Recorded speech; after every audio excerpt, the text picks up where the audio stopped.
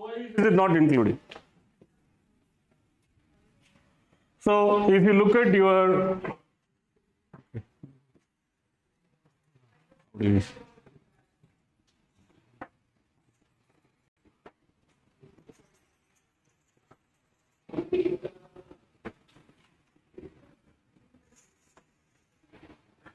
it's a little difficult for me to write. Oops. I think you would have done this. Oh, because of that? Okay. Okay, so let's say this is stress and this is strain, right? Now, huh? Outside, if you do, it will come. Okay. You see here, this is the curve that you're getting. Okay. So what we are saying is, okay, this strength. Okay, let's say, let me write this as typically if we do like this.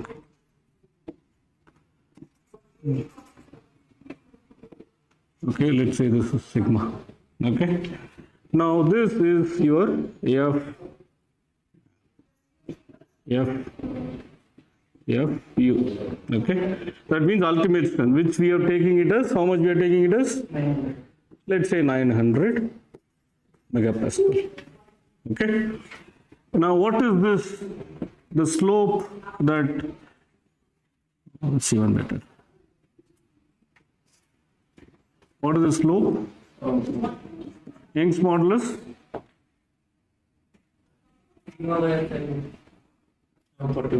So, let's take 45. Let's take a round number, 50 gigapascal. Okay, so it is 50 gigapascal. Okay. Now, what is it you're going to get for this? Is in tension. Okay.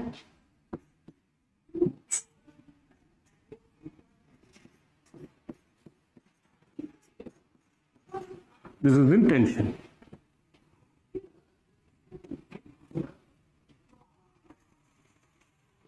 Right? Now in compression, what is that it will happen?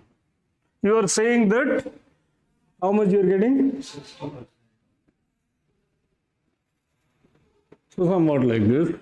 You are saying that this is how much? 540 megapascal. I think it's difficult for me to.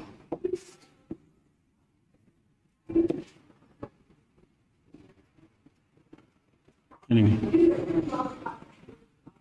540 megapascal, right? So elastic modulus, let's assume that it is having same magnitude, right? Clear? So this is the stress strain curve for the material point of view. But then why is that we should not use this 540 megapascal? That's the question you should ask, no? Why? Due to uncertainty. So factory made product, you make it nicely, will give you. Why then we should not consider, right? Okay, now this is for FRP. So we are using it in concrete. So what? Compression strength concrete might dominate the factor. Might dominate the factor. I think you're getting there. Okay, so let's say compressive stress strain of concrete, that as he says, if I plot FC and epsilon C, right? Okay, how is it going to look like? For let's say we are dealing with a 30 megapascal or 40 megapascal concrete, right? I'm going to get this parabolic curve. Yeah. And what is the maximum strain that we consider for a design in, typically it is 0.002, okay? So how much, so that means no matter what happens to rebar, okay, this let's say F prime C is 40 megapascal. Okay, this is what we have. So that means my design strain epsilon Cu for pure compression is always taken as 0.002, very small strain. At 0.002, now I see I have inside concrete rebar. When I squeeze it, both of them are going to undergo same deformation. That's the strain compatibility in axial compression. Strain is constant, right? Yes. So whatever the strain in the concrete is what it's going to feel by the GFRP rebar also. That means it doesn't matter what this strength 540. You have to take 50 gigapascal, then what will be the strain at which it will fail in compression as per your value. What is this value? 540 divided by 50 into 10 to the power of 3. 0.01. So he is saying 0.01. Which is higher, 0.01 or 0.002? 0.0. So before reaching this value, what will happen to concrete strain? Concrete will fail in compression. So at the level of 0.002, how much FRP rebar will give me the stress? 0.002 multiplied by 50. How much it is? 100 megapascal. So even though this fellow is having very high, right? But this fellow will give me only this much, right? So I get only about 100 megapascal, which is, I mean, what is the, again, one more thing you have to see. What is the area of steel that typically we put in columns, or area of steel or area of bar? You have to talk in terms of percentage, right? How much area of the concrete section that I am covering, right? What is that IS code allows you? 0.82. Oh, not 0.8. See, a maximum is 8%. Minimum is 1%. Column, you should not have any column less than 1%. Okay. So typical common ranges are 2%, 3% like that, right? That is for steel, mind you. Okay. If I put only 2%, right? 2% of the entire area, and that is giving me only 100 megapascal. Why should we bother? You understand? That 2% also, what as that code is saying is, that's what the code is saying. You don't need to worry about all these things in pure compression. You take this area as the concrete area. Now concrete, how much it is giving me? If I take 40 megapascal, that area will be given by 40 megapascal. So I am just ignoring only, I mean, not ignore. See, instead of 100 megapascal, anyway I am taking 40 megapascal. So I am ignoring only 60 megapascal. It's not much. So you understand? Yes. First of all, in concrete columns, the major load bearing element for pure compression is concrete. The steel is not really doing much, 10%, 15% like that, not much. Okay. So you understand the logic. That is the reason the code is saying that I can use this as equivalent concrete area. Clear?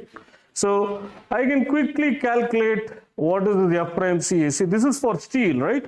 Steel it is not, we cannot say, because it's steel. What is the elastic modulus? 200 into 10 to the power of 3, right? So for the same strain 0.002, right? How much the stress the steel will give?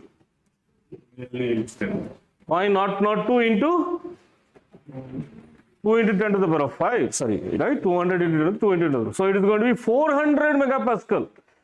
Then it gets little higher, right? I cannot ignore 400. You understand the logic? So that is the reason. And also steel is going to be quite effective both in compression and tension. And in rebar, as we said, statistically also, you know, in the lab environment, we get 540, right? Let's say in construction, they put the stirrups at a larger spacing. Then even before it reaches 540, what will happen to the bar? If I put the stirrups at a lot larger spacing, the rebar will buckle, it will not even go. You understand? There are a lot of factors are there. So that is the reason the code is saying that, okay, you take only F prime C into AG quickly for the capacity. So you got the idea? Okay, now effective length. Now, when I design a column, first I need to know whether the column is a short column or a slender column. Okay, first of all, by the way, AC code does not allow you for using the GFRP rebars in columns for, even for moderately seismic regions. Even there, for a gravity load system, it is allowing AC 440. Okay, they have categorized this A, B, C, D, E, F like that. Okay, and it is allowed, if I remember, in A and B category, but C, D, E, F and all, it is not allowed. So there are, in a building system like we discussed, you have gravity load resisting system and a lateral load resisting system. Or G+4, G+5, there is no distinction. Whatever the frame that you put, it will do both the job. Both it will do the gravity load transfer as well as lateral load transfer. But the moment you go taller, then I need to put shear walls or some very thick frames that will pretty much will take all the load for lateral load. It's not that it will not take, okay. So if I have two things, two springs are in parallel, one spring is very stiff, one spring is very stiffness is 100. Then when I push it, which spring will take more load? The stiffer one, right? So like that, even if I put frames, if the frames are much stiffer, that will only take all the lateral load. So the other sort of frames will not really take much, okay? So they are predominantly, their role is only to transfer gravity loads, okay? Clear? So you got the point. So now, for such kind of frame, if I have to design the column, first of all, I think, so let's say residential construction we do, G+1, G+2 and all, I think, in my opinion, you can design it appropriately with GFRP rebars, but connections I have to do it properly with some steel, okay? So then, we can use it. But the moment it goes into lateral load resisting governing behavior, especially for seismic and wind and all, then the ductility becomes very critical. Then we need to be careful. There we cannot use GFRP rebar. Okay, so in fact, Debo is working on developing hybrid GFRP steel rebar. So we try to address both ductility as well as corrosion resistance. So we are still working on it. Okay. So anyway, so to design the column, first I need to know what is the effective length. Okay. So let's say I take a frame and I idealize the column. I need to know whether I need to design that as a short column or a slender column. So now the question is, how do we distinguish whether it is a short column or slender column? So for distinguishing that only, you need to first calculate your effective length. Okay. So we need to use something called effective length factor. Okay. We don't have much time. So please look at my NPTEL course videos on how to distinguish and all. I'm just going to give you the overview here. So depending upon the geometry of the column, I have to, and the support condition that I have, I need to classify them as a short column or a slender column. So we need to do that. So let's look at slenderness ratio. So as the definition, it says that effective length by radius of gyration, right? So you see here, this is a column that I have. Now, depending upon the signs of the moment that I have at the ends of the column can either bend in a single curvature or in a double curvature, like this, okay? So this is basically, there is no curvature change, it is going, and point of inflections are here and here. How about here, point of inflection? Right in here, right? I mean, it's not exactly scale, but here, right? So the point is, if your column is going to bend in double curvature, then it can take more load. Okay, it's more stiffer. Let's put it that way. Okay, in a simple way. Okay, so this is the distribution of your moment. For a column that is bending in double curvature, this is the distribution of our moment. Typically, the one that we talked about, that frame, it is like a moment resisting frame, it will bend like this. You will have moment like this. So that is the reason, if you look at lateral load analysis, we have the method called, what is the method? Portal method. What is the portal method? We assume hinges at the midpoint. Now here also, if you look at it, if the moments are nearly same, where will the hinge will be?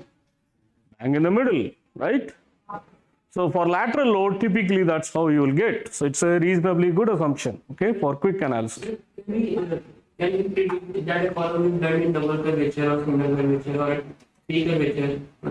Can it be predicted? Can it be predicted? So you have to do some structural analysis. But typically, I have told you, when the lateral load is governing the design, so this is how it's going to be. Because it also depends upon the boundary condition. But this is axial load. Sometimes in axial load also there is double curvature. In axial load, you will, depending upon how you apply the eccentricity. I mean, the first slide that I told you, how the load is getting transferred. Okay, see that, see. The way the loads are getting transferred, you have a rigid joint again. Because the beam is rotating, it will also rotate the column. So depending upon how they are connected with each other, depending upon their relative stiffnesses, the moment will be transferred between them, right? So that's how we need to know that's why I'm saying I cannot really tell. It also depends upon how the members are connecting, what are their relative stiffnesses, all those things will come. Let's say I have a small thin slab it is connecting here. Then this joint will act more like a thin joint. Let's say I have a very thick beam that is coming and joint. Then it will more act like a fixed joint. So it depends upon multiple factors. But typically for a frame, this is a more reasonable assumption. Lateral load. Axial load will be there. Always there. Yeah? Axial load will always be there.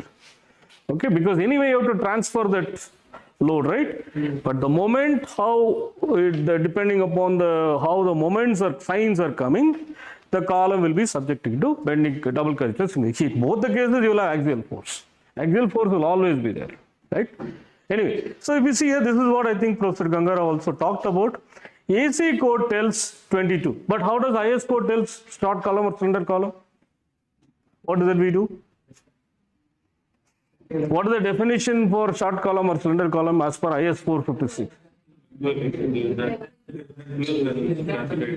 What is less than 12? Effective length by least lateral dimension. Okay. So we don't even consider radius of variation. That's not correct. It's a very, very crude way of doing it. It's not correct. So actual thing is you have to consider radius of variation. That's what, if you look at IS 800, it will tell you to do like this. It's more accurate because these members are, but typically, okay, the belief is that typically is concrete columns are quite stocky and slenderness typically do not govern the design. Okay, typically, I cannot say for all the time. Okay, the moment you have a 2 or 3 story height columns, then obviously slenderness will come into picture. Okay, so this is what we have. So there are two things: columns not braced against sideways, columns braced against sideways. What is the meaning of that? So there are two things that we are talking about. Now to find this, whether it's a short column or slender column, I need to know whether the column is braced against sideway or not sideway. What is the meaning of that? So the two members are interconnected. Need not be. Without bracing also I can have braced here. Braced against sideway doesn't mean that you should always have bracings. Not like that. Now that I've given you a clue. Okay, so that's what I said, boundary condition. Let's say, assume this is a column, right? I subject this to load. If these two ends are moving away from each other, that means the column is swaying, right? So when will the frame will sway? Under lateral load, it will sway. When will it sway? And when do you say that it is a braced frame? When I'm saying that if I'm preventing this lateral movement somehow, or if the movement is very small, then I can say that this column is braced, right? When do I say that the column is braced? You should have some mechanisms of saying no, right? So somehow the basic definition is this: if the relative movement of the top and bottom of the column is less, then we say that it's braced against the side sway. If it is not, if it is moving freely like this, it is, it's swaying. That's a simple definition. Now, how do we distinguish? Because I have to use this formula. No, I don't know what formula to use. How do we use it? So, there are some methods of doing it. There is something called stability index. Okay. So, stability index we calculate in a simple form, right? Or if you are doing a software analysis, you have to include nonlinear or geometric nonlinearity also in your analysis. Okay. So, we do basically first order analysis. That means we don't do the analysis in the deformed configuration. If you are doing second order analysis, you are doing the analysis in the deformed configuration. That means you are also including the effect of your displacements. That's what we say P delta effect. Okay. Anyway, so let's assume that using stability index or some means I am able to find whether the frame is braced or unbraced. Okay. Then I will know what to use. Again, to use this calculation, I need to know K factor. That K factor will depend upon your effective length. The effective length, how to calculate effective length, charts are given, okay, depending upon the boundary condition that you have. Clear? Okay. So in this way we find that. Okay, you got the point? Okay. So permitted slenderness ratio is less for GFRP RC column. Now why is it so? Stiffness. If you go back, that's what you see here, for same, let's look at this braced column, right? Sorry, this is not braced. For this is 22 for steel. For FRP, pure FRP, the SA code is saying that it should be 17 only. Why? Because the GFRP is having less Young's modulus. It is not. Let it have less Young's modulus. What is the problem? It's a lightweight. So be it. So definitely. So you have to talk in terms of engineering parameter, no? Ductility is not an issue. Here we are talking about stiffness. So the displacement will be more. Let it be more. The service is Axial stiffness, how it will be less? Which in axial stiffness is AE by L. And how much is the area of reinforcement we put? 2%. So it's a majority is given by concrete. No, there is no reduction in your axial stiffness. It is a concrete is a boss and compression. Why is that this reduction is there? Is it worthwhile to ask this question? Yes, right? So why is it so? Now, the moment slenderness starts governing, when this is governing, right? It will be, the behavior will be governed by, not by compression, by bending. Okay, we should say bending. So for bending stiffness, what is that formula? Bending usually for a section, what is it? Or member, what is that formula that we use? Bending stiffness. For axial stiffness, you said AE by L, no? EI by L. Depending upon the boundary conditions, your numbers will change, but basic stiffness parameter is EI by L.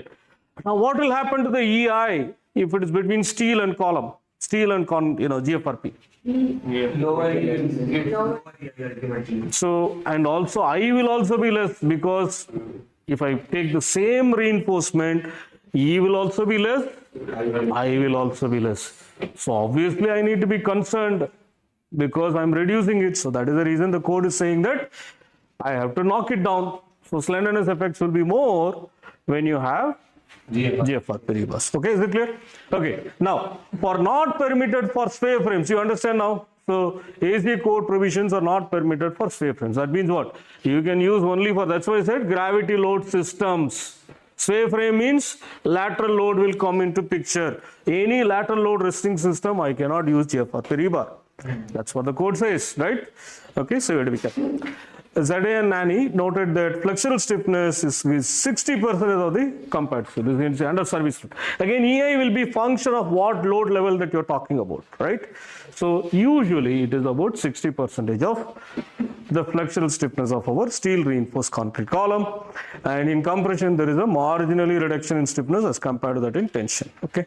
So in compression means basically that we have talked about both of them, we take 50 gigapascal, no? But compression, sometimes people have reported slightly a small reduction. Compression stiffness, okay? Okay. So these are the stress strain curve that we talked about. Strain limits for GFRP rebar in column. the way when you test rebar, this is one of the test sample that I think Debo was given.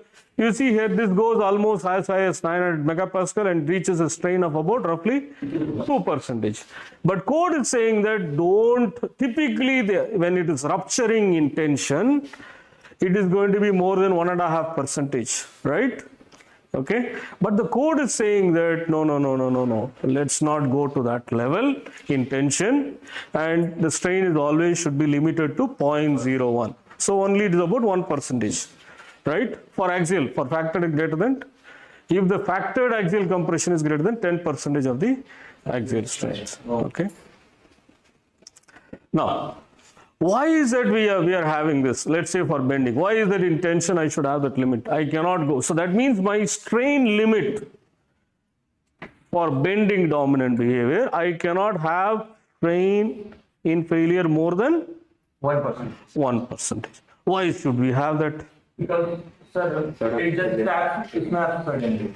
No, see, you have up to 2%. No, so there a lot of margin is there. Why should we have limited to 1%? Sir, maybe the conservative side is because we don't get a warnings. I've given you answer here. If these rebars, if you are allowing more than 1%, what will happen is in tension, it will stretch like anything. For typically yield strain is our design limit, right? What is the yield strain for steel that we take? Depends on the grade. Let's say 500. Then yield strain. 0.87 0.87 Fy by ES plus 0.02. Even if you put all the values, how much you get? 0.004, something around 0.004. But here, if I put 2%, how much we are saying? It is 0.02. That means the section, when I am allowing, means what will happen? Like the section is like this, it will rotate like anything. So that means curvature of a section is nothing but strain at failure divided by neutral axis. If I am allowing more stretching on the tension side, my neutral axis depth will come down. Okay, that means my curvature will go like anything crazy. So that is what we are saying. If the rebars are allowed to attain this 2%, the column will be subjected to a large amount of curvature, which is not practically possible. Column cannot rotate like this, right? Column failure again. See, if the column is rotating, the section is rotating like this, means it has formed a hinge or some kind of a damage, right? A lot of damage you are allowing in the column. If you allow a lot of damage in the column, is it good or bad? It's bad. So we don't want it. So to limit that only, the code is saying that you cannot, you take always for demand, you don't go more than 1%. Clear? So does that make sense? Yeah? Okay, let's quickly go. So finally, what is that we do is we come up with preliminary sectional dimensions for the structural members, and then we do structural analysis, and then we get your axial load, moment, shear, torsion, and so on. And all of them, we have to make sure that this is demand when you say U, and N is the nominal capacity. Okay, these are all from ACI point of view because we don't have code in India, right? So we are using ACI. Okay, but philosophies are all same. Slightly, the way they do it is different. ACI code works on something called strength reduction factor. There is phi factors that comes. In IS code, what is that? We don't have phi factor. What is that we have? We have partial safety factors for material. Okay. So finally, the goal is to have good factor of safety, but this is much more rational way of doing it. Why? Because the phi factor depends upon what kind of failure mode that you are designing. If you are designing a brittle mode, which is good or bad? Bad.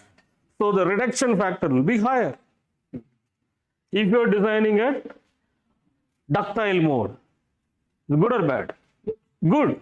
So it's a penalty. The reduction factor now it will be less. Okay. So the phi factor is function of the failure mode that you are designing. Okay. Which is not otherwise, we also take care of that in IS code and Euro codes, but we do it in a slightly different way. You got the point? Okay. So finally, we have to make sure that the reduced nominal capacity should always be greater than the demands that you are getting from your structural analysis, right? So let's look at it. Now, strength reduction factor, again, to account for the probability of under strength in the members, to reflect the required reliability of the member, to reflect the importance of the member. Why? Because again, columns typically will have a higher strength reduction factor, because again it's a more important member. But in steel it's like that. But you will find that in GFRP, when I am doing a tension control failure, it is not good. Why is not good? In bending, right? I told you. In bending, typically what will happen, in steel, we allow the steel to yield before concrete reaches compressive strength. Here I don't have the yielding. So what is that we need to do? So we say, okay, the lesser evil is better. Right? So we say compression is more ductile than the steel failure, the rebar failing in tension. So we design for that. But here AC allows you for tension failure also. But then what does it do? But again, what is the failure strain that we are taking? It can go up to 2%, but we are limiting it to 1%. Right? That's one thing. Second thing is also, even if you do that, my reduction factor is going to be high. In that way, it is. But actually, strictly, we should not, in my opinion, we should not have tension control failure. Right? But most of the time in GFRP rebar, the amount of rebar will be governed by amount of rebar will be again governed by what are the different limit state that we designed for? Strength, serviceability, right? So amount of rebar will mostly be in flexure will be governed, mostly, I cannot say always, mostly it will be governed by. So that means really you will not have that failure, okay? So you end up putting more rebar, then what kind of failure mode you will get?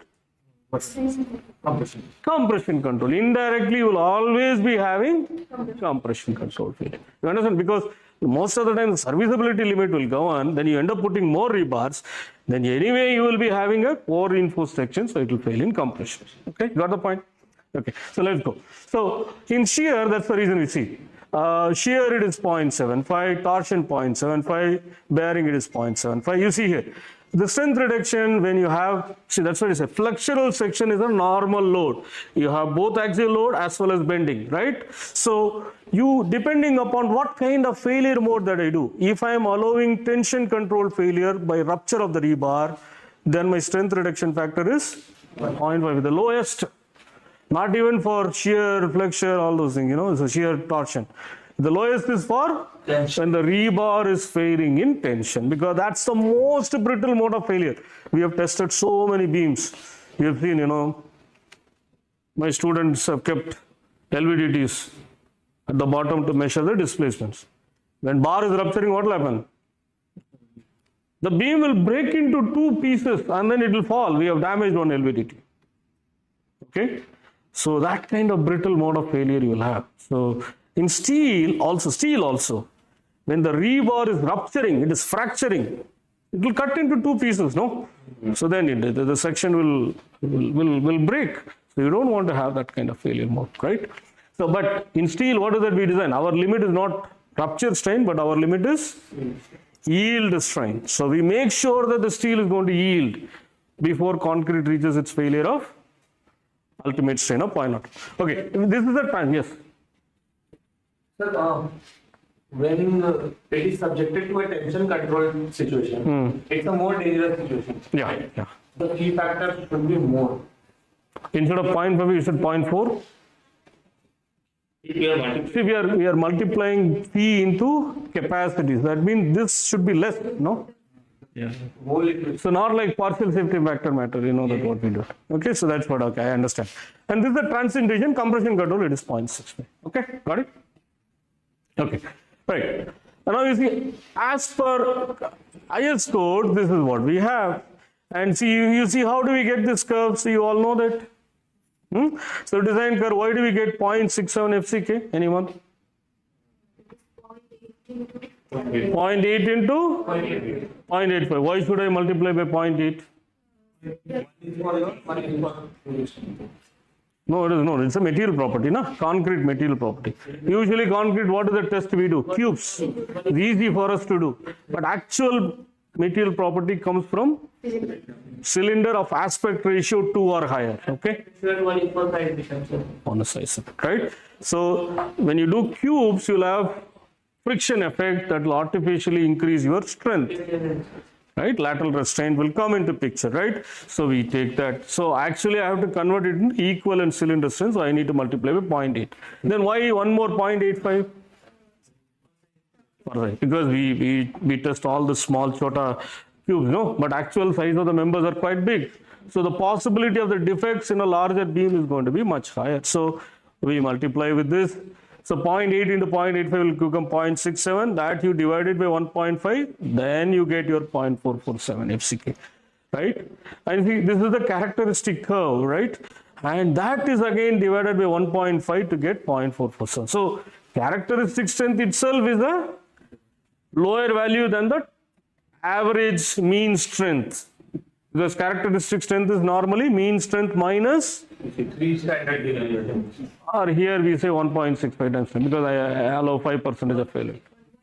1.65 into standard deviation, right? For rebar, it is what you are saying is true, right? Because the standard deviation is very low, so they put 3. But here, 5% failure that I assumed, so I get 1.65 into sigma. Sigma is typically 5 or 6, whatever, you know. So you get the point. And the yield strain for corresponding to a strain of, see now at what strain this reaches 0.447? 0.002. So that's our limit.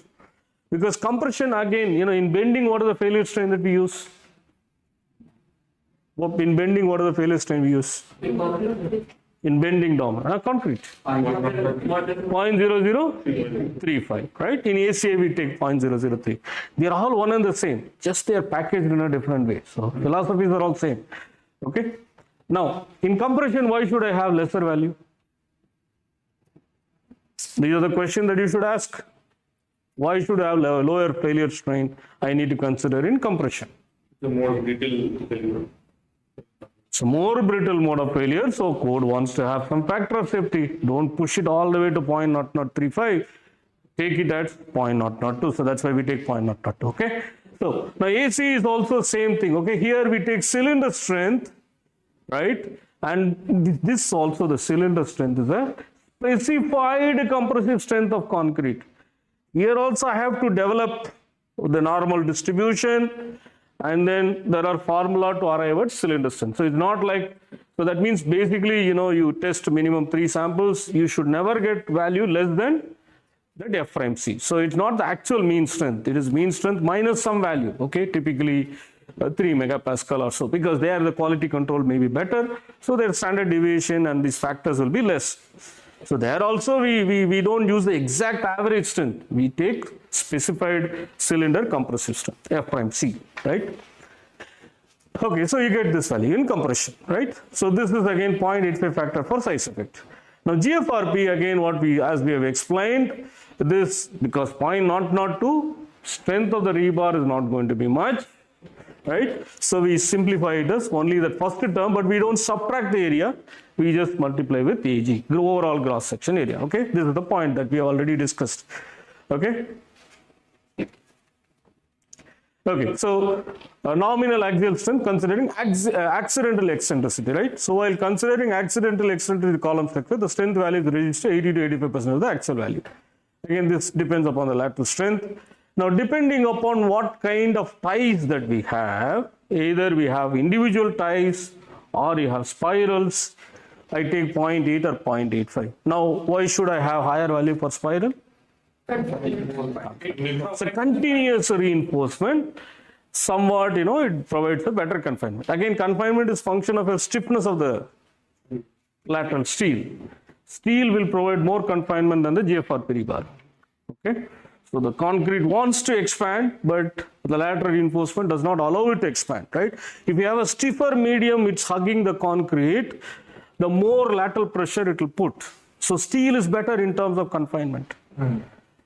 Okay, I mean from corrosion point of view, again GFRP rebar is better, so you kind of take a compromise. Okay, right. So you got the point. So again, what are the minimum and maximum steel for GFRP rebars? 1% and 8% again. Again, 8% is on the very high side. Why? See, one more advantage with GFRP rebar lesser than 16 mm diameter. What is the advantage? I can coil it to any length what I want. Okay, right? 12 mm, 16 mm also people have done that coil. Maybe the diameter of the coil will be bigger. Okay, so for any length from one end of the building to other end, I can put just like your priestess strand. Regular rebar we cannot do that. Okay, so that's another advantage, right? So why I'm talking about it is 8% is on the very high side, because typically we put lapping, right? And you cannot lap all the 100% bars and then add. So what I have to do? I have to do lapping in a staggered way. At any section, I cannot lap more than 50% of the bars. Right? So 50% means, let's say I put 6% rebar. At the lap location, then what is that actually I will have? Anyway, 6% I have. It will increase. 6 and half of them, again one more bar has to come. So ideally I will have, even if I have 6% at that location, how much rebar I will have? 6, in that only half I am cutting down, no? So extra 3, 9%. 9% is then, you see, it's quite high amount of steel, then concrete will not flow. You understand? So typically that is the reason in columns we don't go more than 4%. Unless you use special concrete for concreting and all, don't go more than 4%. Something is wrong. If you look at the drawing and you see a lot of steel, something kuch to gadbad hai. We have to be careful, okay? Right. Anyway, so flexural strength. You know how to calculate the flexural strength. Quickly, I'll just go through. Strain, we take, this is a strain gradient. Epsilon Cu, what is the value that we consider for compression control? As per ACI, it is 0.003. When this is happening, obviously the strain at the bottom at the location of the rebar will be less than your failure strain. Now, what is the epsilon Fe I need to take? What is the epsilon Fe that I need to take? The 0.01. 0.01, not 0.02. That's the point what I'm trying to say. The design is always limited to 1%, right? Now this is the actual stress block will be like this. For me to integrate that to get compression force is difficult. So Whitney, what he did, he developed a nice rectangular stress block and he gave a value, okay? And alpha, beta, all those things. Now, for example, for this up to 40 megapascal, again for this beta can be taken as 0.85. Again, beta is function of your compressive strength. Okay, we have all that integration, all those things, how we do it. If you want more information, look at my NPTEL video on advanced reinforced concrete. So you will have all the things. But in a simplified way, now I can take maximum stress is 0.85 F'(C). This depth of the stress block is going to be 0.85 into 0.85. Okay, so let's say A is equal to beta is equal to 0.85. Okay, let's put it that way. Beta 1 I have to calculate as a function of your compressive strength of concrete. Okay, again we can take 0.85 for normal strength concrete. Okay, and typically GFRP reinforced structures are first designed for serviceability. Then it is often found that the failure mode is governed by concrete crushing, that is strain at GFRP rebars are less than its suppression. That's what we said, because we end up putting more rebars for serviceability point of view. In whether you like it or not, the section will be typically over reinforced. Okay, so that's the point what we are trying to say. Now this is the strain distribution for a balanced condition, and balanced condition is kind of a theoretical one. You cannot put exactly that balanced reinforcement. Okay, just to see whether you are on the compression side or on the tension side, it's a theoretical consideration. So both of them are going to reach simultaneously. So only coincidentally it can happen. Yeah. FRMC? Yes. So we have multiplied by 0.85 for correct. For each of them. Again, that is for size effect only. Size. Yeah. Also that alpha 1 and FRMC, typically when epsilon Cu becomes 0.003, so you have to derive alpha and beta parameter for stress blocks. That is function of what strain at the top that you assume, right? So that alpha and beta will keep changing depending upon what strain that is in. For 0.003, alpha works out to be 0.85. Similarly, beta also will be nearly equal to 0.85. So it's a good calculation. But of course, if I change the strength of the concrete, it will not be correct. These are all the values that we are saying for a parabolic model. But the parabolic model itself is valid only for strength less than 40 megapascal. If you use strength, let's say 50, 55, 60, then we have to derive those alpha and beta values. Right? Okay, so you get this is your, okay, so you get your compression stress block and tension force, and then you can calculate your balanced neutral axis depth. When it is having a tension controlled failure, what will happen? Obviously, this strain will be higher than this, so your neutral axis has to be pulled up. Okay, so C will be less than C balanced. Now for this, the only thing is, I don't know what strain at the top is. But what is it I know?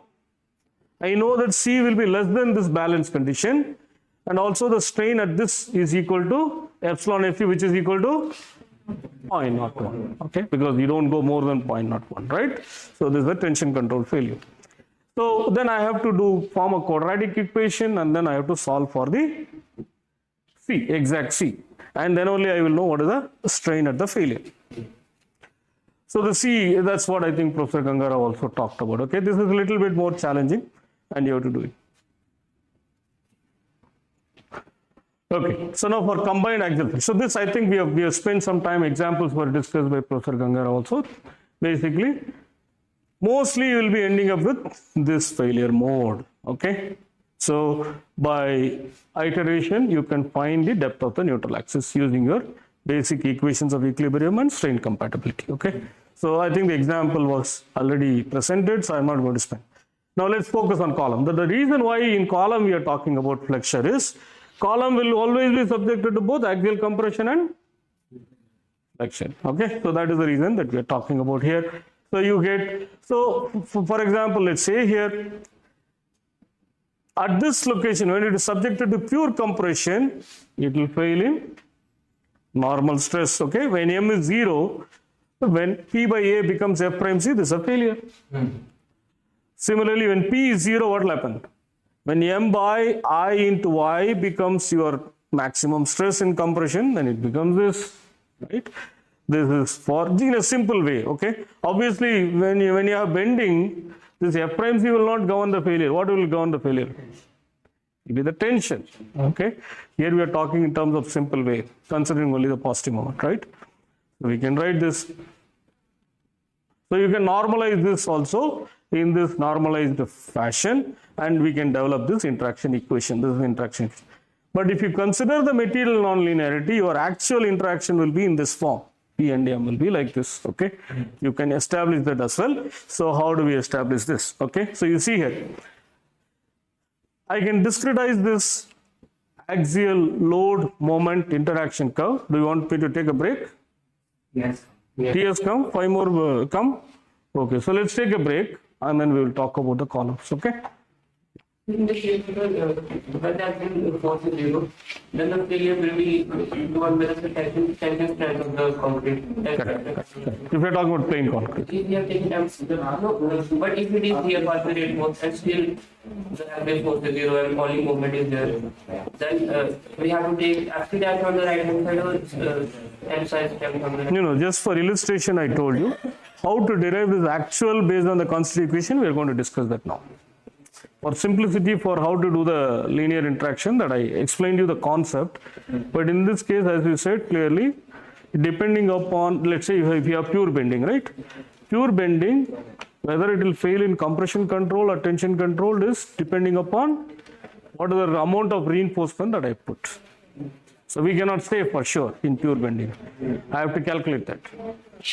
Like in the column case, we are taking GFRP cause in compression. Right. But we have not seen any illustration of the W rate was seen. It can be placed in column. Well, see, yeah, unlike, that's a very good question. So again, the effectiveness of GFRP rebars in compression is not good. So putting compression GFRP rebar, first of all, code does not allow you to use this, right? So in bending, that's the reason, you know, by putting compression steel, typically compression steel we put for if your section dimensions are limited to get higher capacity. Second is also from deflections point of view. putting compression steel will greatly reduce your long-term deflections. But in this case, in both the account, for strength also I will not get much because the code is not allowing me to consider this as a compression steel, compression reinforcement, right? Second is also because in compression again the long-term performance of these bars is questionable. So we don't have the data, let me put it this way, to really say that how much effective. It will be effective, but how much effective we don't know. So conservatively we are ignoring that effect. Okay, that's a good question. Yeah. Even in the testing also, as soon as the compression concrete is crushing, immediately the rebars are also. Rebar also will fluctuate. So, it's not really going to help much. Yeah. Yeah, that's the problem. But steel, it will greatly help. Putting compression steel will greatly help in number of ways. It will help in reducing the shrinkage strain. It will help in reducing the creep. Multiple ways it will help. So are you using steel and FRP bars together? Yes, yeah, we are doing some work. I think he's doing some testing. We have done. I'll just show you some of the results that maybe after the break. Yeah. All right. Thank you. So we'll continue.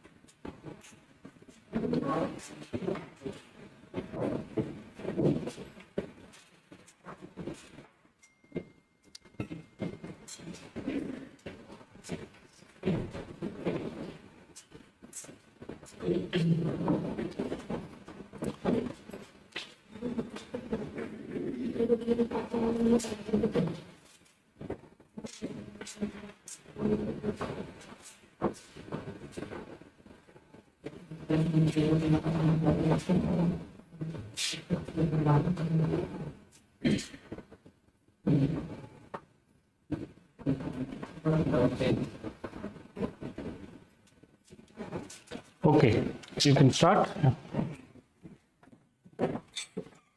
All right, so let's quickly see how do we get this interaction diagram, right? Now again, why this is important? For any given cross section, this gives me what is the maximum axial load it takes, what is the maximum pure bending it takes, and also different combinations of axial compression and bending, how much it can take. Okay, so this is actually a failure curve. Okay, that means when load is at this line, it indicates that material is failing, the section is failing in material failure. Okay, right, so this is for a steel reinforced concrete. Now how do we get all these points? For example, point A we have seen for steel, for full compression, you will have the constant strain gradient, right, without any eccentricity, right? So we assume 0.002 for the entire cross section, and correspondingly we calculate how much is the stress that is coming from 0.002 strain, and then you use your equations of equilibrium to get your axial compression. So that is P will be equal to, what is that? So for, let's say, if I'm doing it for IS code, what would be that pure axial capacity? That's what we said here. 0.447. Okay, where is it? Yeah, 0.447 FCK into AG minus AST plus 0.67 into FI into AST, right? That's stress 0.67 FI corresponding from strain equal to 0.002. That's what it is. Now for point B, you see here we are considering some accidental eccentricity by assuming some strain gradient. And now the strain is not going to be constant. You are assuming some eccentricity, some moment also, some corresponding to some minimum eccentricity. What is the minimum eccentricity? If you remember, as per IS 456, what is the minimum eccentricity that we need to consider? L over 500 plus D by 30 or 20 millimeter. So that much. So you consider that bending moment and this, and then there is this thing, axial load.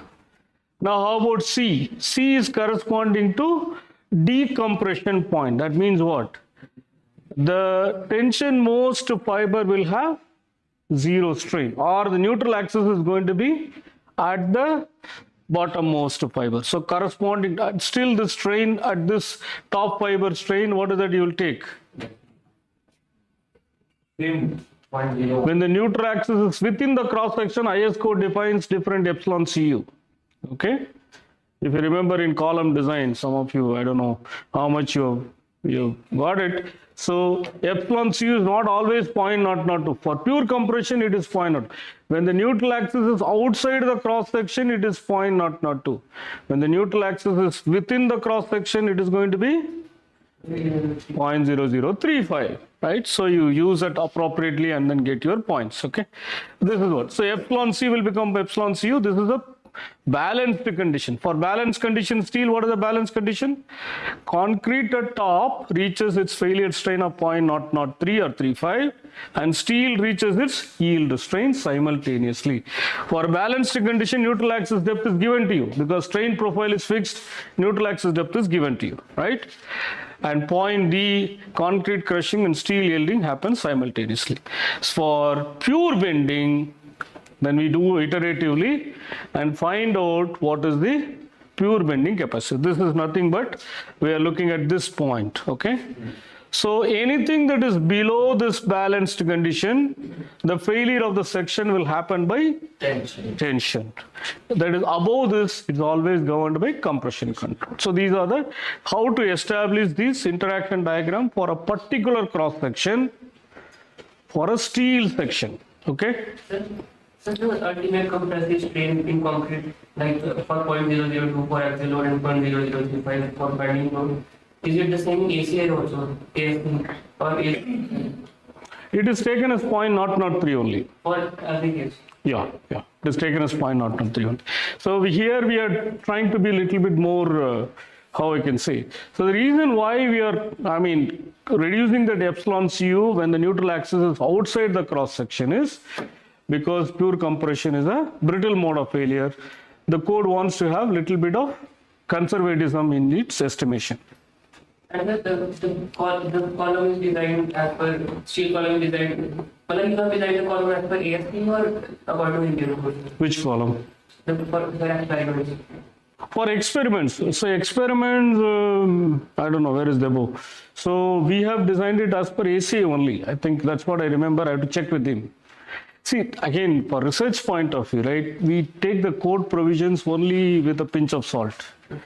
Because our idea is to do testing to see the, change the provisions, right? So sometimes we violate it, purposefully violate it so that whether these values are making sense or not, right? So, but some guidance we take it from code, but exactly we don't follow them. We change them. So to make sure that, for example, I'll show you some result for 1% or some steel versus GFRP, right? Typically for GFRP, we don't put that. We may put higher, right? So just to compare, how does it compare with steel reinforced section? So code provisions have to be taken with a pinch of salt, especially when you're doing research, because our idea is to change them or update them, right?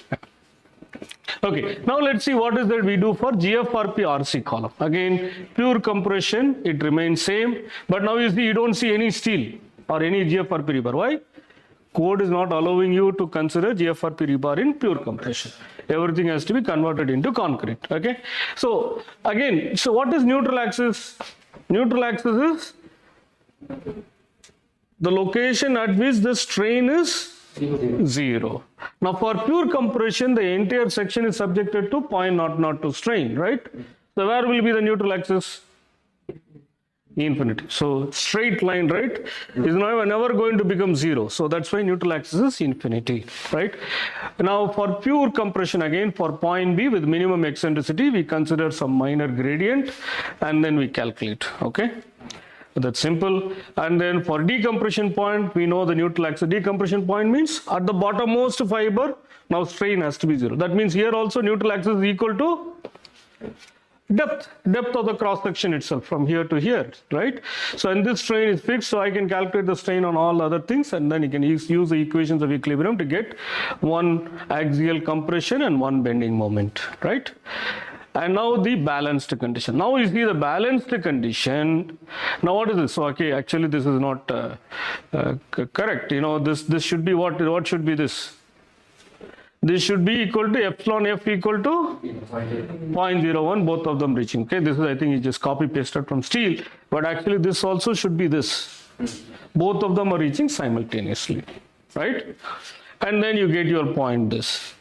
Then you get your pure bending. Again, in pure bending, you see we are not including any area of GFRP rebar in the compression side. So that's the key as per the AC code. Now let's look at this. This is what I showed you. We did some calculations. This is what the section that Debo tested as part of his PhD. And you see here, this is a 300 mm by 300 section. And we put some 1.34% of rebar. Now again, what is the typical rebar for columns? Typically 2-3%, not more than that.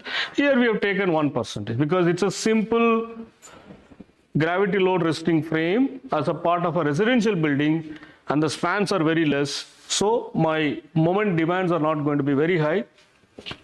So even 1.34% is good enough. So I establish all these points like this, right? And how much is the moment capacity, that pure bending moment capacity? 75.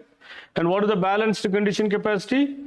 Roughly it is about 750 kilonewton, and a bending moment capacity of, let's say, 140 or so, 135 or so, right? And pure compression I get about 3000 kilonewton. This is for steel. Now let us see what happens when I put the GFRP rebar as per. This is calculated or experimentally? This is calculated, theoretically calculated. Okay. So our idea was actually, as part of the results, I'll show you some of the results. We also wanted to put some discrete fibers in the concrete. And as Professor Gangara was saying, when I put fibers in the concrete, two ways it helps. What are the two ways? Now the epsilon C that you're taking 0.002, I can push it to 0.004, just for theoretically. If I push it high, then what is that benefit I'm getting? We are getting the strength of GFRP bar. More GFRP rebar, I will get it. That's one point. What another point? In the case of When it is failing, it will not fail in an abrupt way. The fibers are going to bridge all the cracks, right? So it is going to fail in a very gradual manner. So that's again ductility or deformability I'm addressing. There are two things that I'm getting out of it, right? in fire also. Huh? In fire also. Correct. Yesterday, I hope Dr. Anil had spent some time. Again, Mr. JP has done a lot of tests with fibers. It greatly helps in improving the fire resistance. I don't know whether it was discussed in the yesterday's lecture. Some of the testing that we did. That was nice. Okay, yeah, all right, yeah. Anyway, so you see here in GFRP, now what you see here is, now steel is going to give me about 10 to 15% in a steel. Now for steel, if you see, if I ignore the steel area, from 2000, let's say 2000, this is about what? 2400, let's say, 2400 to 3000. So 600 kilonewton out of 3000 is how much? Roughly 20%. So 20% of the capacity is coming from steel rebar, right? Roughly that's what it is. So in compression, the steel load contribution is not very significant. It is only 15 to 20%, right? So that is the reason there is a reduction in GFRP rebar specimens. You see here, this I get about 2400. For steel, I am getting higher. However, in bending, what is that you see? That of GFRP is high. GFRP is, for example, this is GFRP slightly higher. I've designed it this way, but again, what kind of failure mode, we have to check. So you see here, that means for this section that we are doing the calculation, for pure bending, both steel and FRP rebars are giving me same bending capacity, but there is about 20% reduction in axial capacity. Now you look at similarly some minor reduction that it is happening in GFRP. At all levels, GFRP columns, if I replace 10 mm rebar with 10 mm GFRP rebar, in bending there is not much reduction in capacity at ultimate, but axial compression reduces. And also at other combinations, you are having proportional decrease in your capacities. Okay, so if we that's what we always think.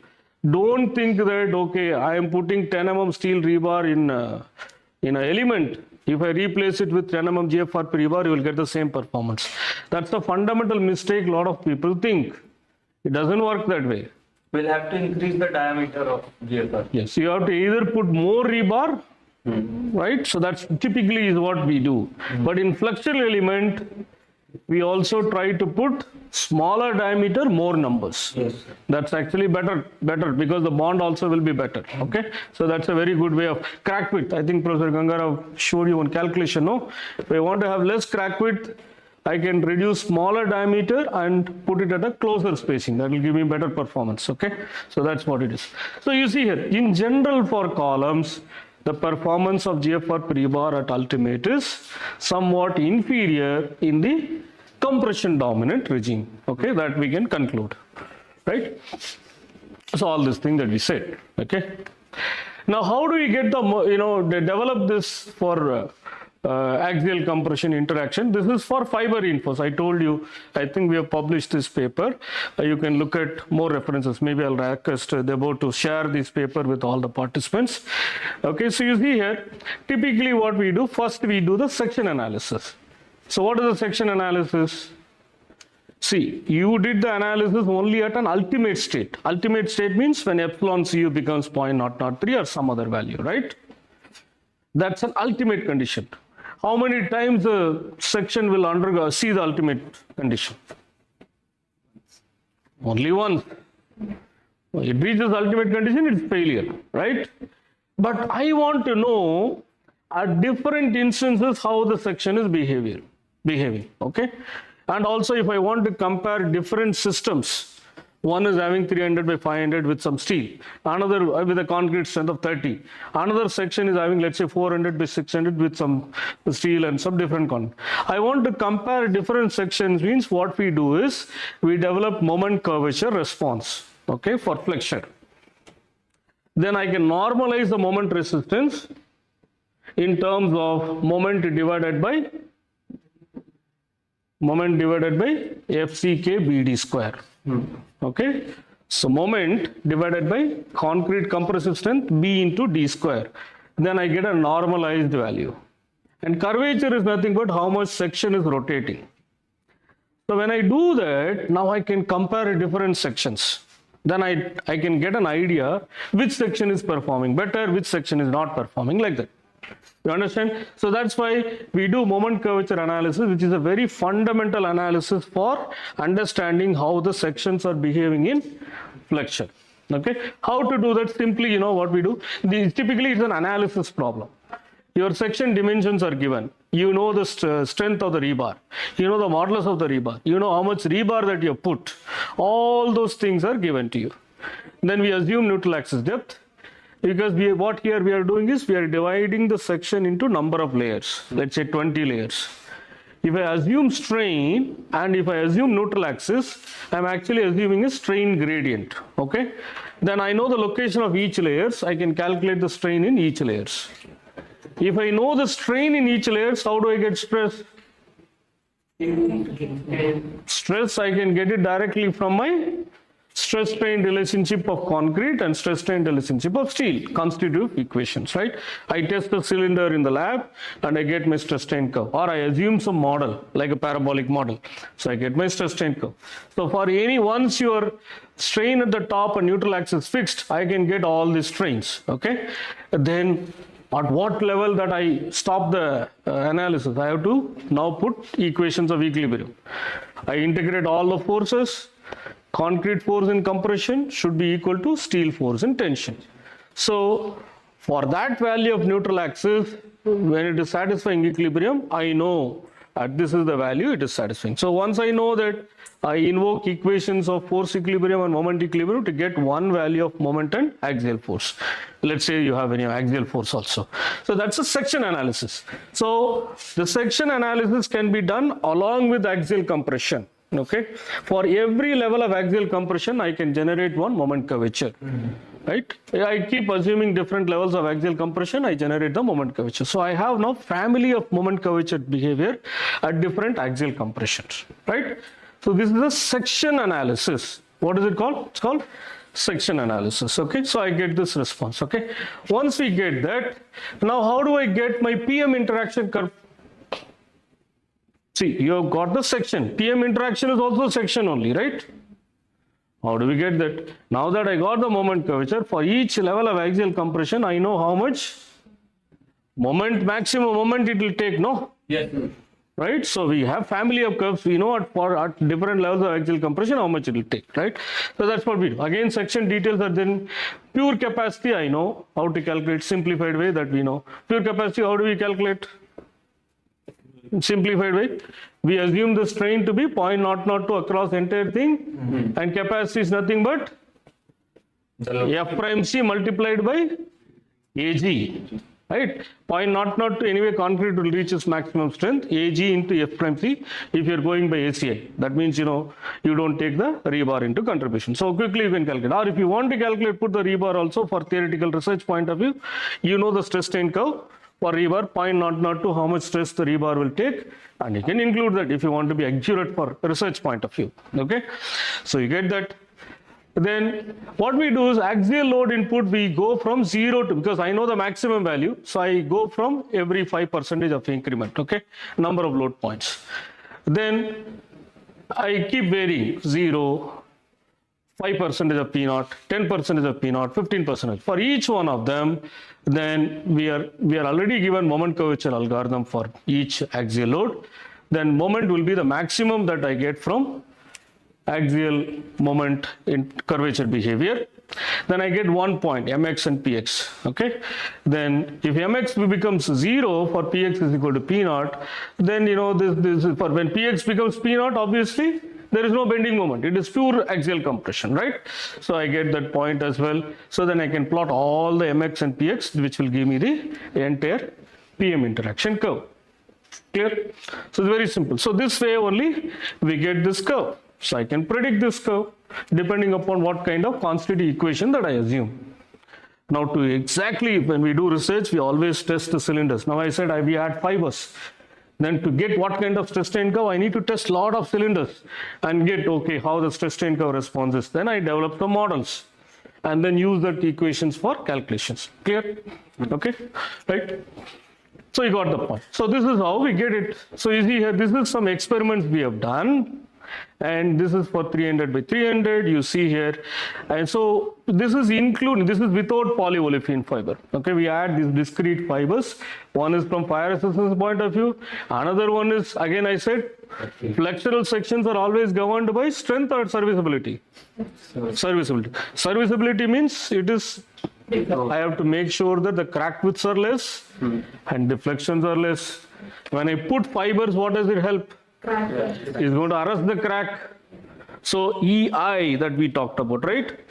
E is also, we can't do much. I mean, as an overall section I'm talking about. What will happen to I? I will go up. See, if I don't have fiber, it will become I crack quickly. But if I'm having fibers, the moment of inertia, see there are two limits, right? What is the maximum moment of inertia for a section I can have? Gross moment of inertia, which is Ig. What is the least moment of inertia that I can have? I cracked moment of inertia, which will be like 15 to 20% of your Ig. Now when I put fibers, what will happen to the I? Instead of 15-20%, it will be at 40%. So it's going to help me. So that is going to help me in serviceability performance, right? So you got that. That's the logic. So you see here, without polyolefin fiber in bending, I get about 65 kilonewton meter. Axial, I get about, let's say, 2,200 or something. And then these are all the different comments. So we have done this. Now the moment for the same cross section, now 1.5%, same F prime C also with polyolefin fiber of 0.7. That means it's a volumetric dosage. I take 1 meter cube of concrete. In that 0.7% of the volume is occupied by the fibers. That's what it is. So I add that much amount of discrete fibers. Now the fiber, you see here, what has it done to the pure compression? It was originally failing at 2,200. Now it is failing at 2,500. Roughly 300 kilonewton I got increase in pure compression. Why would it increase? Because the fibers have helped me in increasing the compressive strength marginally by about 10%. That same 10% is what is helping me in pure compression capacity. Now what is happening to the tension bending capacity? Originally it was failing at 65. Now how much it is failing? Roughly about 75 or so. So some marginal improvement, because this is we are doing at ultimate. At ultimate, the fiber contributions in tension will not be much. Okay, so that is the reason we are not getting much, but some improvement is there. Okay, but other combinations also, if I plot both of them together, you will find that by fiber addition, we are able to push that envelope, failure envelope, which has helped me. So now I can cut down the steel, cut down the reinforcement that is required. Okay, that's the point. Okay, So the increase in volume of fibers increase the capacity of both axial compression bending in both tension as well as compression control region. So thus it can be seen an improvement in the pure compression and pure flexural capacity of the column section by adding fibers. Now of course there is a cost involved, right? Now instead of doubling the GFRP rebar, now if I throw a little bit of fibers, I get multiple ways. One is serviceability performance is improving, and I make the failure to be more ductile. And what else benefit I'm getting? Fire resistance point of view also I'm getting the performance. So in multiple ways that addition of fibers actually help me in improving the performance. So then we did some parametric study. Now that we got confident, okay, our analytical calculations are working well. Now let's look at, because from design guideline point of view, I need to see what is the effect of compressive strength, what is the effect of rebar, and so on, right? So we did this. I choose compressive strength. You see here for GFRP rebar for 2%, if I put, I see that compression strength improvement greatly helps in axial capacity as well as bending capacity. Why in bending capacity? In steel, if I increase the compressive strength, bending capacity will not change, because bending is always governed by amount of steel what I put on the tension. But in GFRP it is helping me. Why is it helping me? Because it is compression control. So whenever the behavior is governed by compression control, increasing the compressive strength will help me in increasing the capacity. Okay, so that is why we are getting all improvement. Okay. So now here, so this is also we said, okay, for the same F prime C, now instead of 2%, if I put 0.5, 1, 1.5 like that, what is that you see here? The role of reinforcement on this region, how much it is? Very marginal. See, whether I put half a percentage or 2%, the difference is not much. But the moment I come to bending dominant behavior, what is that it is doing? So the reinforcement, we can see that it is going to play a major role in bending dominant behavior. For compression, it is always the concrete that is going to help me in the capacities. Is that clear? Okay. So in this way, now what I can do is I can develop some design chart, just like you have it in SP16, right? I go and I assume the chart, now I can tell you, okay, you add this fiber, and then automatically we can give you what the design chart, so that people can use it directly. So that's the whole idea. Yes. Sir, actually, as per ACI 440, the compression capacity is governed by only concrete. Correct. Yeah. GFRP, we are not Correct. But in the second figure, there is a marginal, why that marginal change is there? Because here we are not using ACI, we are using our own constitutive equation. Okay. We developed constitutive equation for different fibers. What would be that model that we are using? This is not It's fine. No, here the comparative strength of GFRP device is taken at a certain percentage. Yes, that is also there. So what I'm saying is, this is not as per ACI. Let me make it very clear. This is based on our constitutive model which we have established from testing. Our goal again is to challenge the code provisions and push it in the better direction, right? So even in the experiment when we did, so we are able to see some contribution of the GFRP. correct. To attain the See, for code, when you do it, code wants to be conservative. Okay, it has to handle the worst case scenario. But the interpretation for the different type of GRP is also necessary from that, because GFRP you're taking the fiber type cases. I am seeing the fiber Olefin. Now these are discrete fibers, sir. See, the GFRP rebar is always made with glass fibers. Either it could be vinyl ester or it could be epoxy. low TG or high TG. I am talking about, we also add in addition to that some discrete fibers, small length fibers, apart from the rebar. Apart from the rebar, we add. Okay, it's like a fiber reinforced concrete. In fiber reinforced concrete, we put the GFRP rebar. Okay, the two types of fibers are, yeah. Okay. Fiber percentage is same in all the cases. Right, I think so. Yeah, I think so. I think, I will share you this paper. Again, it talks about all the details. Okay. Now, because of the time limitation, we could not put all the information. We'll share you this. All the fibers are sometimes a mixing problem. Yeah. So this is a very low dosage. Typically, when you put more than 1.5%, you will have this problem. So at the, we have to do trials. Before we use it for big applications, we do a lot of trials. And we optimize the admixture dosage, we optimize the mix gradation so that you don't have all this balling effect of fibers. Okay, but this balling effect or the segregation, all those things will happen only at a high dosage of fibers. Typically up to 1.5%, there is no issue. There is a chemical admixture added for Yes. proper spreading. Yeah, we add the chemical admixtures. So we use the PCE based admixtures, polycarboxylate ether based admixtures, and that dosage also we have to optimize it from number of trials. It's a synthetic fiber. This is a synthetic fiber. Natural fibers, the problem is we don't get of consistent quality. Okay, and the processing and the durability of those fibers also we are not sure. So we are using now in this study synthetic fibers. Yeah. So this is different from this polypropylene fiber. See, they are all polymers. Okay, and as long as they have good surface characteristics and good bonding with the cementitious system, then there should not be any problem. We are interested in how good is the bonding of these fibers with the cementitious system. In addition to that, they should also have sufficient mechanical properties. Like elastic modulus is about roughly 10 gigapascal. And here we are talking about macro fibers. Typically macro fibers are longer and more than 0.2 millimeter in diameter. These are the fibers that we are using.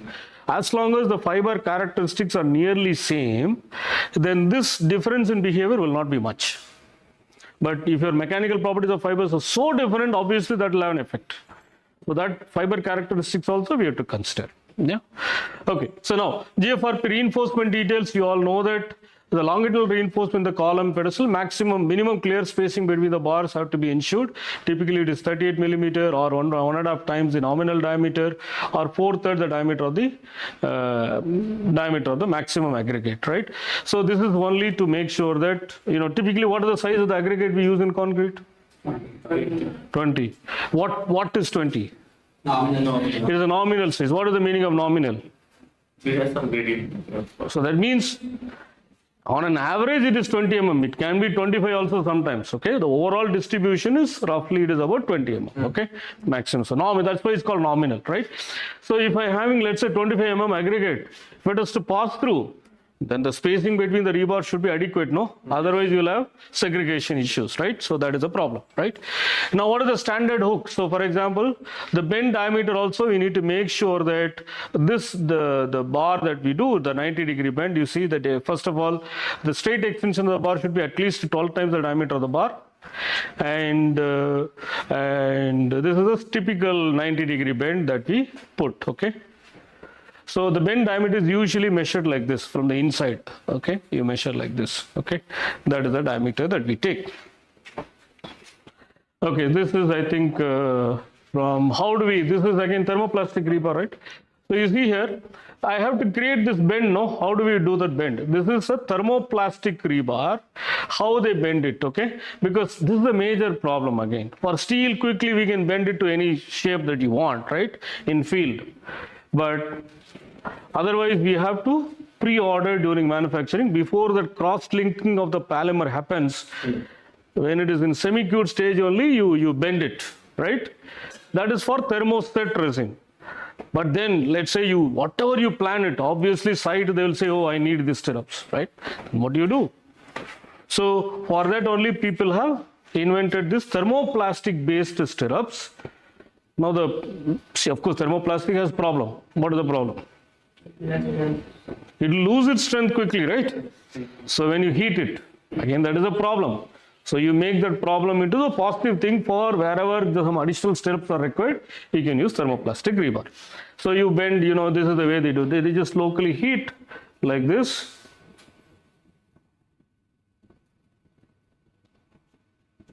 Okay, you see here. So this is the system locally wherever you are bending, they're heating it up. So the resin is going to soften there, right? Fibers are anyway malleable, okay? So that then they take it out and then you see here they bend it. Then quickly they try to cool it so that again it hardens very quickly at that stage. So with this, this process is not very good for the properties, right? They're cooling it down then and there. The thermoplastic actually cracks down a lot because of instant cooling. And plus, before that, it's actually getting heated up twice. Once during the mixing process and secondly here. So even that might cause a lot of Absolutely, problems. absolutely. We have not investigated what is the effect of those parameters on the strength, but typically in the bend you are required to have about 60% of what you get for a straight rebar.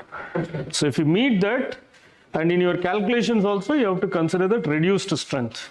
But you are right, if you heat it and do that heating process and cooling process very suddenly, it will definitely affect the mechanical properties. That's for sure. So does this mean we'll have to put more stirrups where it might be required? That's what we should do. But my problem is, let's say stirrup does multiple roles, right? In a column, it is going to help me in forming the cage. It is going to restrain the longitudinal bar from buckling, right? And it does multiple roles, right? In addition to that, it is going to also arrest the shear crack, right? And also from ductility point of view, it is also going to confine. It does the multiple roles. Now the point is, if I need suddenly some additional quantity of stirrups, and I cannot go to the site and hold up the work, right? So for that minimum number of stirrups, that's what you have missed to order. That can be made with thermoplastic rebars, or stirrup itself we can do it. But what is the impact of this bending and heating, all those things we have not studied. So I cannot really comment on it. Maybe I think we'll take some samples, we'll test it and we'll let you know. But I don't know. Is at the factory what they are doing instead of this heating and cooling, any other method they are using? Thermoplastic, the only way to do is, you have to heat it and cool it.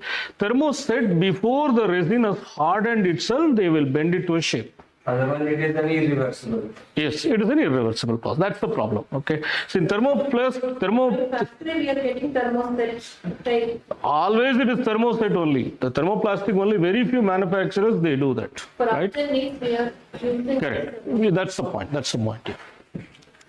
Okay, so that's why the GFRP rebars cannot be bent after the resin is cured. The thermosetting resins cannot be reshaped. This is the problem. So that's why a lot of research is ongoing on use of thermoplastic resin. Again, the problem is fire resistance. Thermoset itself will also soften after the temperature becomes more than TG, right? And thermoplastic is even worse. Yeah. It might be considered as a fuel. Yes. Yeah. So only let's say I need in the joint region quickly I have to put some stirrups. That is doing the purpose of anchorage. Then there the fire resistance is not a big concern, right? Even otherwise also. Let's say G+1 kind of structure. I can, if I have a staircase, I can quickly escape, run away from the building. So typically for a low story buildings, fire is not a typically concern, right? So for such kind of buildings, the more problem is durability. That's what we keep talking about. In India, especially with the scarcity of the water, people are always using groundwater. If groundwater is having full of chlorides, you don't talk about fire resistance, you don't talk about ductility for a G+1 structure, right?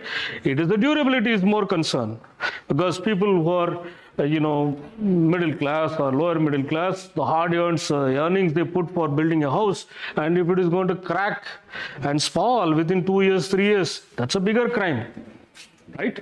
And fire is typically not a concern for G+1 kind of structure. So people can escape quickly, right?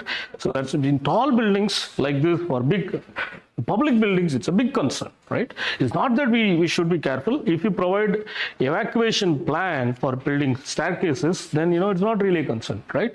So we need to be careful. We have to look at the big picture and take a call. Now, anyway, when you bend the bar, this is what it is going to happen. So you will have stress concentrations on these locations, and then the fibers can become wrinkled, right? Typical longitudinal section if you see. So due to stress concentration, the compression side of the bend, few fibers can buckle, wrinkle, and misalign. Then the load capacity will be reduced at that portion. That's why in the bend portion, the strength will be less, right? As per AC standard, the strength of the bend portion should be more than 60% of the strength at the straight portion. That's what I said. What are the process that they do? If I'm able to achieve 60%, then they're meeting the norms. But whether they are meeting or not, we have not checked it, so we cannot really say. So maybe you have to take a sample and test it. Okay, right. So now stirrups, again, it's very difficult to do this kind of a bend. So multiple options are there. Typically, two U-shaped bars are connected like this. Okay, let's say it has a shear crack. Which links will be more effective? When shear crack is forming, it is this vertical link, both of them will arrest the crack, right? Yes, sir. But if it is confinement in a column, do you think this is going to be helpful? No, it will open up, right? So when you want do for a beam, this is okay. For a column, this is not okay. For column, maybe we should go for this or this. This is even better. Continuous slope is even better. Okay, so that's what it. So this again, this bent portion you see here, because this is from the thermoset resin. You see that the area itself is less, made less. So it's a very high stress concentration. Strength will be obviously be less. Okay, so this is what the stirrup, the role of stirrup is to reduce the buckling for the rebar, and so we need to have closer spacing of the ties. Typically, center to center spacing of ties shall not exceed 12 times the diameter of the longitudinal bar, 24 times the diameter of the tie bar, and smallest dimension of the member. So these are all the things. Again, the rebars are, these GFRP rebars are allowed even in SA only for gravity load resisting system. I keep telling this, okay? Don't think that, oh, we attended a GIAN course, we can use everywhere GFRP rebar. We don't tell that, okay? Please don't do that, okay? So for especially buildings, you have to be very, very careful, okay? And for slab on grade application, industrial flooring, water tanks, sewage tanks, you go ahead and use it. Definitely that's the way we should use it, okay? Yeah. Okay, so conclusions. So first part of the lecture.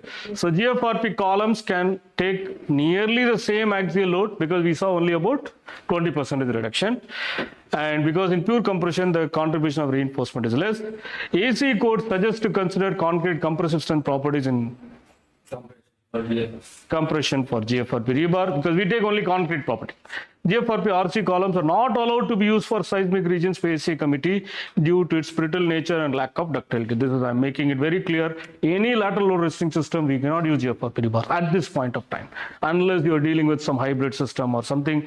That is what we are doing a lot of work on that. So probably after a couple of years, Debo can give more idea. Okay, so less strength at the bend portion should be considered while designing. Okay, this is also an important parameter we need to keep in mind. Okay, so this is the end of the first part. Let me quickly go to the next. Any questions on this? So what are the hybrid bars do you use? Yeah. Well, hybrid bar, what we are doing is we are taking a hollow bar, okay, and we are going to put steel rebar. So outside shell is GFRP rebar. Saw it in the lab. You saw that. So, but again, there are some challenges. I think what are the challenges? Professor Gangarao talked about it. What are the challenges? Joining it.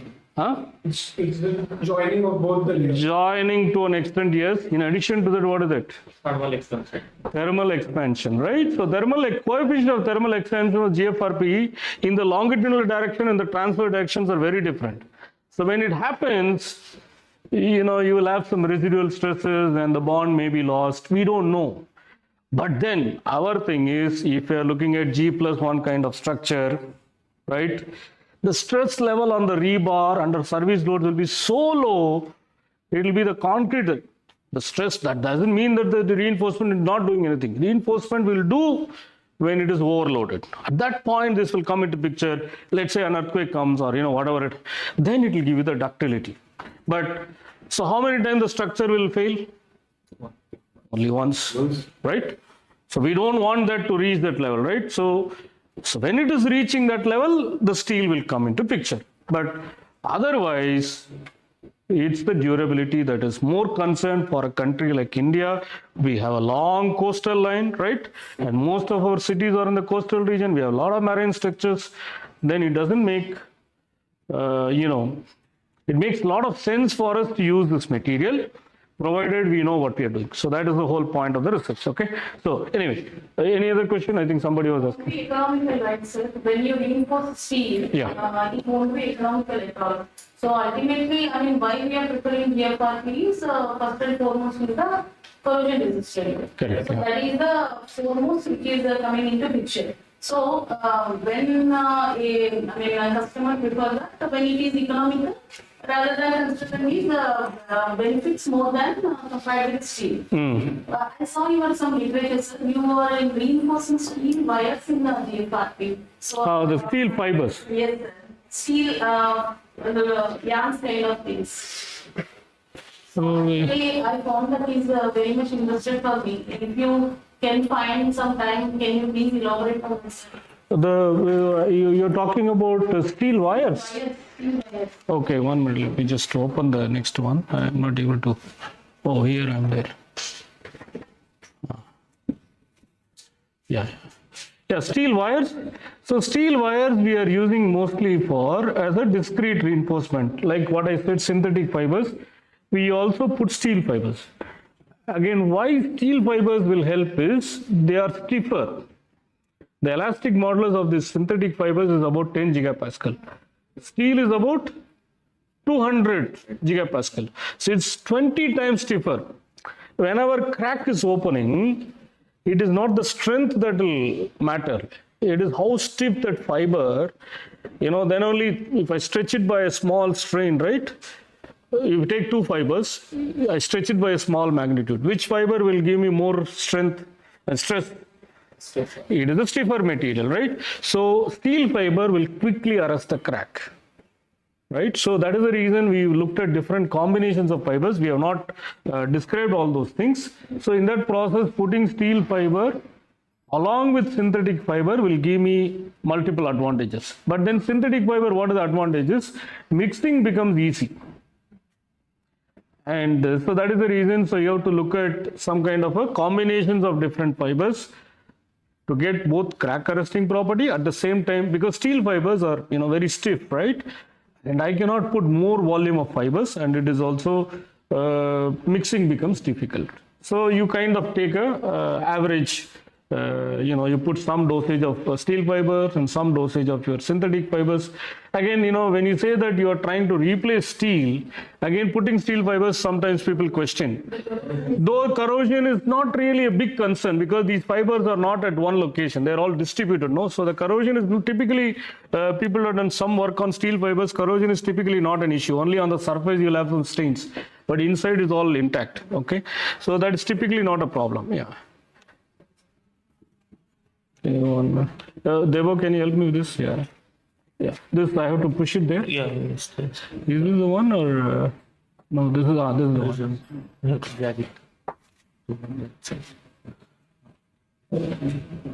Okay. So let me just quickly go through some of the work that we are doing here at IIT Hyderabad. Okay. So first is the sectional property analysis and comparison that we have spent a little bit of time on that, and flexural response and bond response, and columns again with discrete fibers, slender columns. Now some work we are doing it on industrial flooring or your buildings with two-way slab systems. So a little bit that I'll say, okay. So moment curvature analysis that we talked about, maybe some of this thing may be repetition. Again, I told you why it is important is so that I can compare different cross sections, right? So what we do here is we assume strain gradient and we assume some neutral axis and then iterate it until the equilibrium conditions are satisfied, and then we go back and calculate your moment resistance, and curvature is the rotation of the section. So I know epsilon c, I know the neutral axis depth, so you divide it, you get your curvature, right? And this is more important, okay? This you pay attention. This is two different cross section with same amount of reinforcement at same location, right? What is that I get? I'm sorry, I couldn't put the cross-section dimension, but you got the point. See, steel is giving me 35 kilonewton meter. FRP reinforced section also is able to give me 40 kilonewton meter. That means ultimate strength point of view, both are giving me nearly the same, or even FRP is giving better strength. But what the problem is, you see, both of them are cracking at about 15 kilonewton meter because that's where the slope is changing, no? The light blue color and then orange color. Nearly they are changing the slope at 15 kilonewton. That's a cracking moment. But what happens after cracking? GFRP, you see, from 15 onwards, it has become really somewhat flat. and then it keeps going in a straight fashion. Now, what is the stiffness of this curve? Stiffness is the slope of this curve. So in the post-cracking regime, if you look at the slope, which one is having higher slope? It is a steel. M by P is nothing but, you have done your moment area theorem, right? In your structural analysis course. It is nothing but your EI, that is your flexural rigidity of your cross section. EI, that's it. That is what we said. If you put same cross section, same strength, same amount of rebar, the slope of GFRP section is going to be much lesser than that of steel. So this is, I can compare all these things. So ultimate strength point of view, absolutely there is no issue. But EI, the flexural rigidity, is much lesser for GFRP section. That means typically in a reinforced concrete member, what will be the level of service moment compared to ultimate? Can you take a guess? Much lower than the steel. Much, no. I mean, either it is steel or GFRP, I am taking 30%. What would be the service level moment compared to ultimate? Let me give you a clue. What is the load factor that you use for your service calculations? 1.5. 1. No, service. 1. What is that you use it for ultimate? 1.5. So that means what would be the ratio of service to ultimate? 1 by 1.5, right? So it is going to be maximum that you are going to get is about 65%, right? So if my ultimate is 35, 65% will be roughly what, 25 or so, right? So at 25, if it is my service moment, what would be the curvature in this blue color curve? Roughly about 10. What would be that in this orange color one? That means the section is going to rotate almost 4 times that of what I am going to get. First T. That means more the curvature, more will be the crack width, more will be the deflections. So if I want to have, so I cannot allow the member to deflect as much as I want, no? Typically, what are the deflection limits that we have? That's what Professor Gangarao also talked about, right? What is the value that we'll have? There are 2 values that we check, right? Only for dead loads, permanent load, and then including long-term deflections after erection of partitions, you can never go more than L by 250. That is including long-term effects, right? Or 20 millimeter, whichever is less, right? So L by 250 is for buildings. For bridges, what is the deflection limit? 180. 600. L by 800 short-term deflections. Why bridges we have? That's what I think Professor Gangarao talked about. I think I was there at that time. Why it is higher value? I mean, 800 is higher, but deflections are lower. Why we allowable deflections are lower in bridges? Because there is load density is more. Traffic volume is more, and then a lot of vibrations, and the passengers feel very uncomfortable, right? Because you're talking about long spans, right? We talked about that. You understand? So for GFRP then, if I want to limit the deflection, then what is it? I have to increase that EI. How would I increase EI? E is the section property. The only way is to increase that I. How do I increase I? I cracked, right? I put more reinforcement, then only the I will go up. Cracked moment of inertia. If I want to increase I cracked, I need to put lot of steel. Lot of rebars, I should GFRP rebar. You see? So invariably, if I want to limit my crack width or deflection, I end up putting More GFRP rebar. Then what will happen to ultimate inflection? If I put more rebar, the section will become tension controlled or compression controlled? Compression controlled. You understand? So if serviceability is governing the design, invariably you will not have tension failure. Okay, that's the point what I'm trying to say. Okay, you got the point. Okay, now this is in serviceability regime. This is, if I zoom this thing and then look at it only up to 15, you see here there is a tremendous reduction in flexural stiffness after cracking. Up to cracking, you see blue and orange are all going, hugging each other and going. Right? The moment it cracks, the stiffness is lost for GFRP and it picks up slowly because the elastic modulus of the rebar is less. That's what the problem. if somehow there are some manufacturers, no, if we can make GFRP rebar modulus to be even up to 100, then you are in the business. For that, then I need to use stiffer fiber, good quality resin, right? All those things are important. Resin will not play, fiber you should have higher stiffness, right? Right, so that then you can really compete with steel. That's the key. Okay. So moment curvature, I think this we have discussed about it. This I think is fine. Now you see, we have to test, right? So this is what I told you, the polyolefin fiber. So some of you asked, these are macro synthetic fibers, right? And these are all like small fibers, okay, 40 or 50 mm length and 0.4 millimeter or so. And these are steel fibers, soaked and steel fibers readily available, okay? And we try to add them and test it like this, different configurations to see. And then we put all these cameras to see the crack and so on. And then we wanted to see how they are effective, what kind of fiber dosage is effective in improving the performance, right? So we looked at, see balanced reinforcement ratio of 0.28 provided, and provided was 0.38. So it is over-reinforced.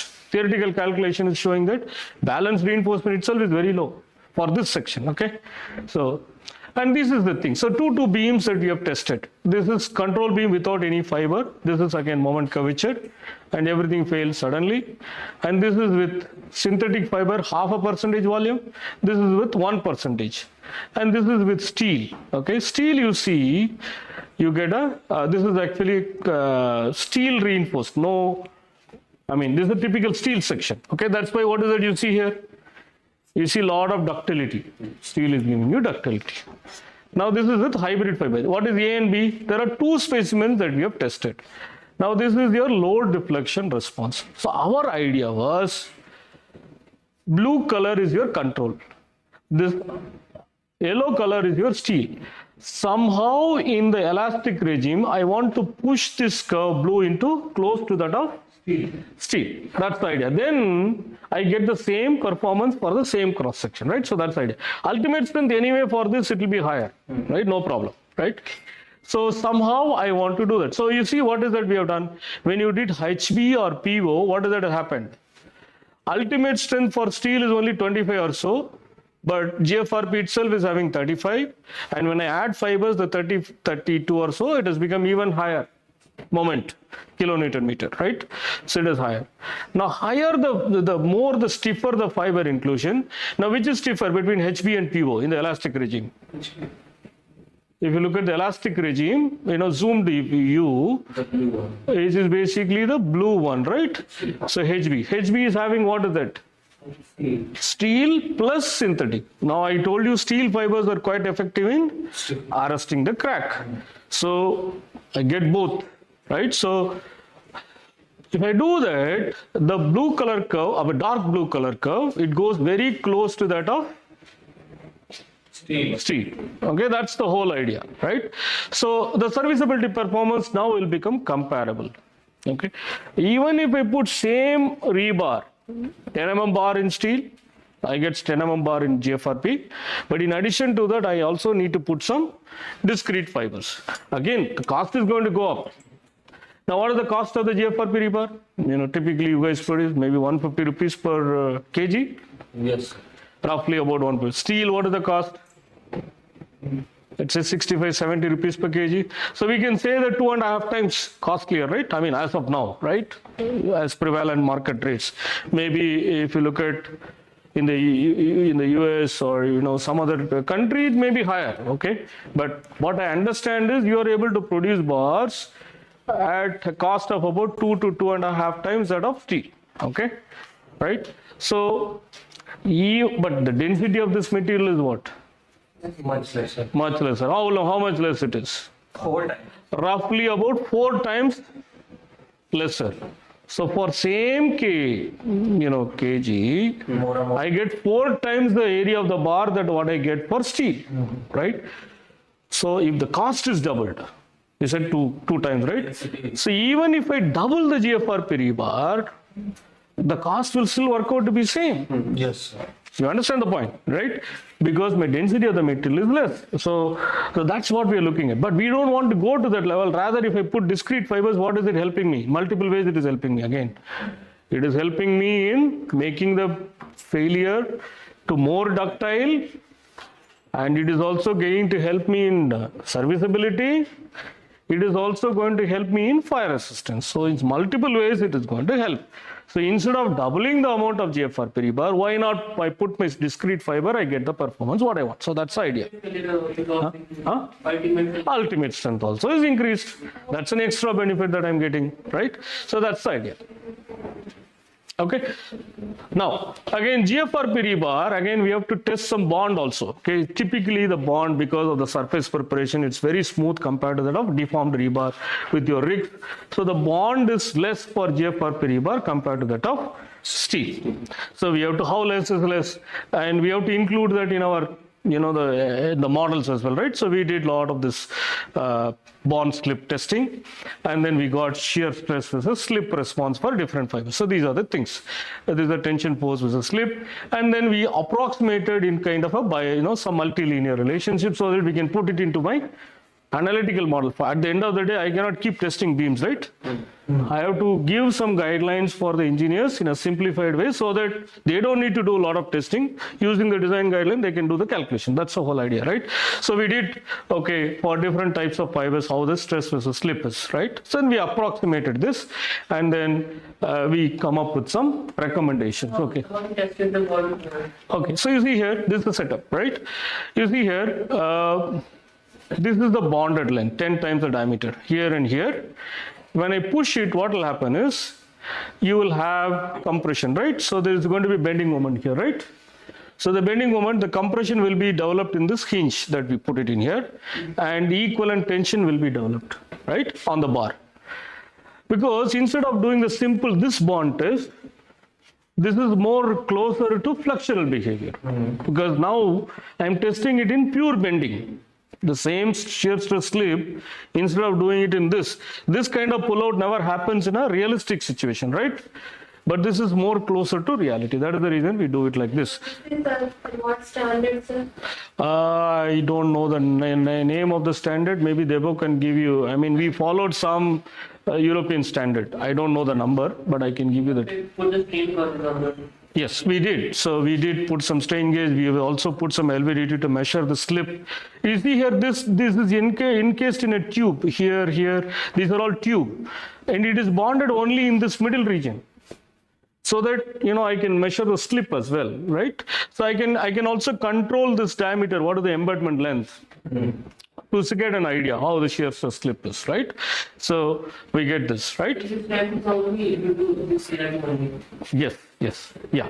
Bond strength is developed, so I can vary this also, if I want it. But typically, I cannot have a very long beam, so it gives you an idea how good the bond is, right?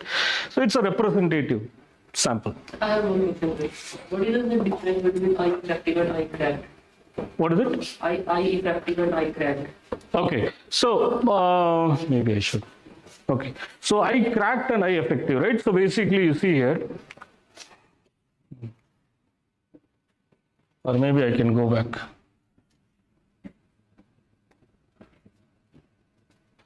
Okay, so you see here, I take a cross section, right?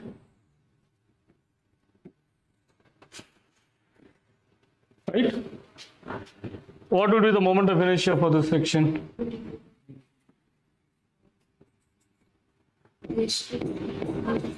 IG is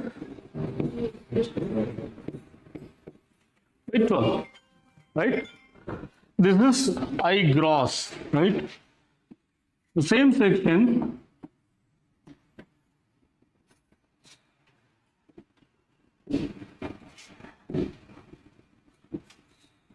let's say some steel is there, and I apply some load, and my neutral axis is here. Now what would be the moment of inertia? Let's say that at service load it is really cracked. I told service loads are going to be 65% is ultimate. Typically cracking moment will be only like what we have seen, 10 to 20% of our ultimate. So definitely under service loads, concrete beams will be cracked. but we design it to make sure that the crack widths are less, right? So this is your cracked section.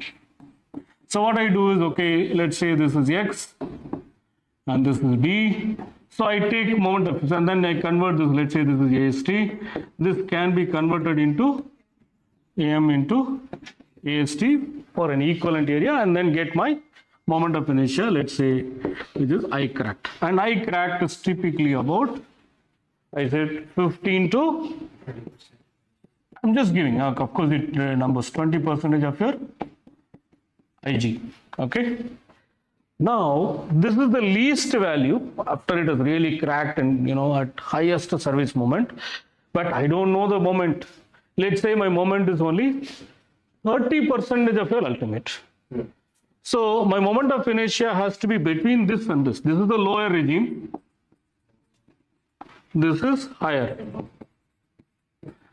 Okay. Oh, sorry, I think I'm not able to write it here. Okay. So I effective will be. Now what is that I effective should be?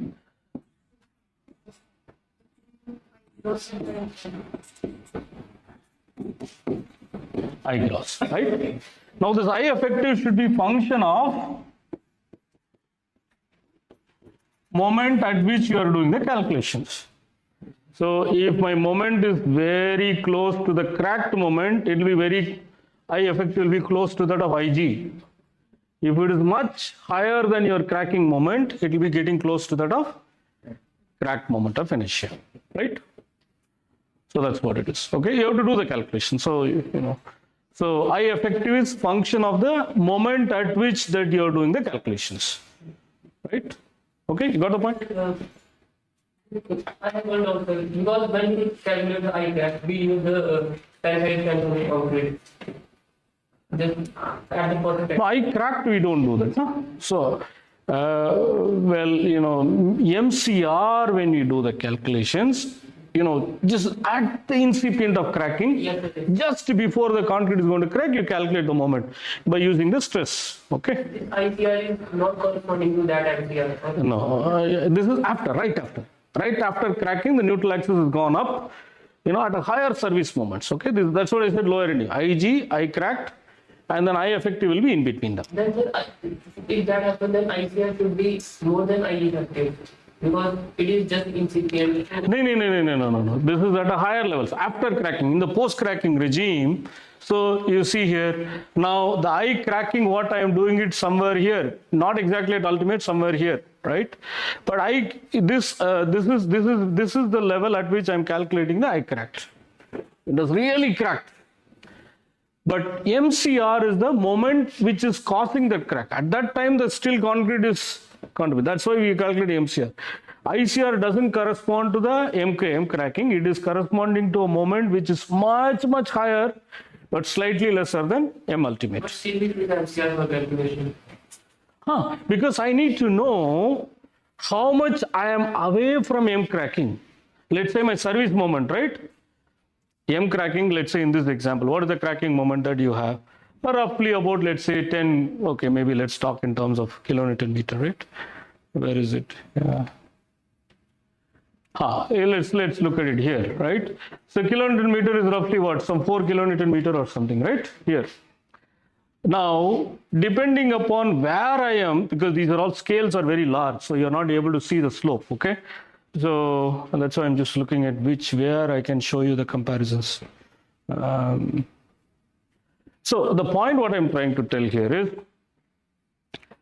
I cracked is at a much higher service moment. Now, I have a slope like this, right? So basically what we are trying to do here is, let me assume this, okay? So the moment curvature,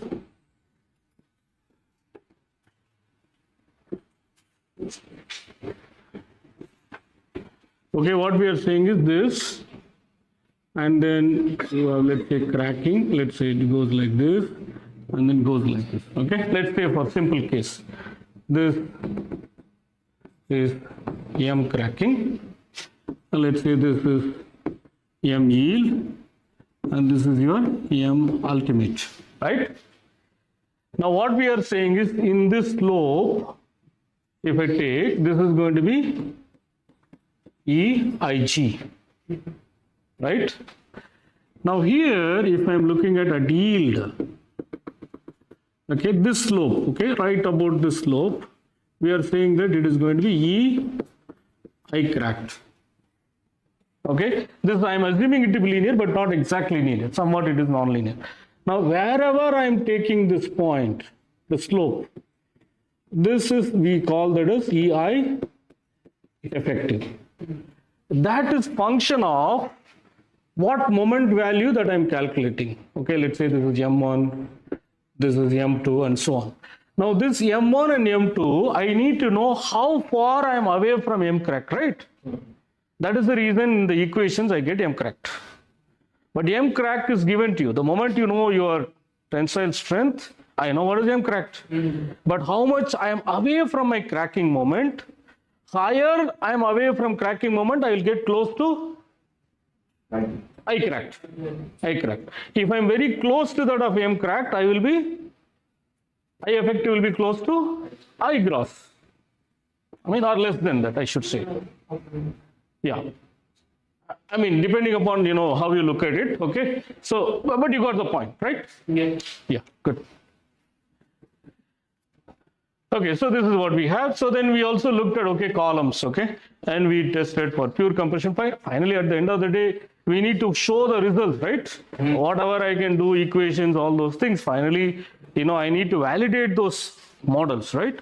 So we did a lot of testing for columns in compression, for column under eccentric compression, column under, again, high eccentric compression, different levels. Even if you look at your load moment curves, depending upon where I am looking at it, we simulated it. Then we saw, okay, we looked at no fibers, 0.35, 0.7 and 1%, because we kept more than 1%, practically it will be difficult, right?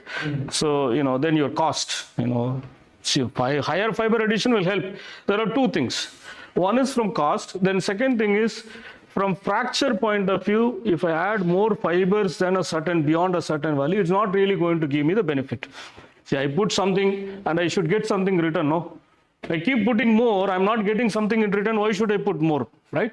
So there is an optimum limit of fiber dosage. So we did a lot of material characterization, let's say 1%, this is good enough, right? So we did. So, and then this is your lateral load deflection curve for an eccentric case, okay?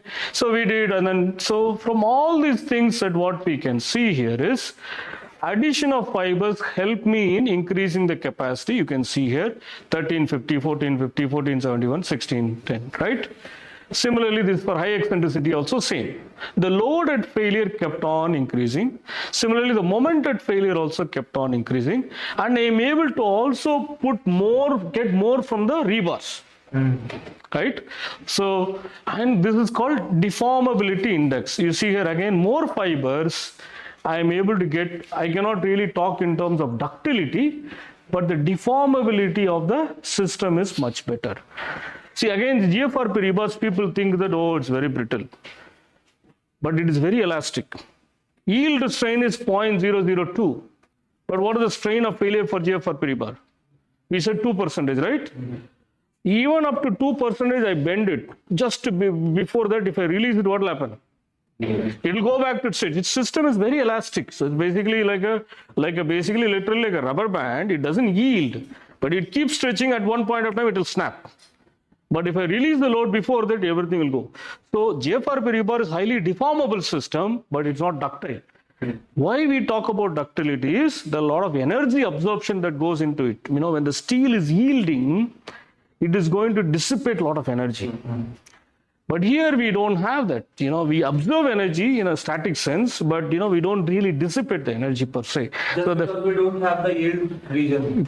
We don't have that. Yeah, that's the problem, right? But I get deformability index here. So higher the fiber dosage, in fact, you can see these are all normalized. With hybrid fibers, even I get higher load resistance, right? The fibers are helping me, right? So all this thing. Then finally, we looked at this interaction diagram that we talked about. The red color is with control, only with GFRP rebar. I put more the fiber dosages, I am able to get higher capacities in compression, higher capacities in bending, and also in all combinations of compression and bending. Now with hybrid fibers, if you see same dosage, if you look at PO100 and HP100, you see HP100 is able to give me much more better performance than that of PO. Okay, so we said, okay, if you really want both ductility, strength, and multiple ways, don't just add plastic fibers, you also add some steel fibers. So you kind of mixing is also, you don't have problem. Fire resistance also you address it, and also ductility is also addressed. So that's the whole essence, right? And these are all some of the things with, maybe I'll see. And then we looked at slender column. Again, we talked about slender column, right? So slender column also, okay, but we cannot test a very large size column because height limitations are there. So we looked at all those things. Again, overall we said, the addition of fibers improves the performance of GFRP RC columns. Again, we looked at different fiber combinations and all. You can look at our research papers if you need more details. Maybe because of lack of time, I'll just have to skip.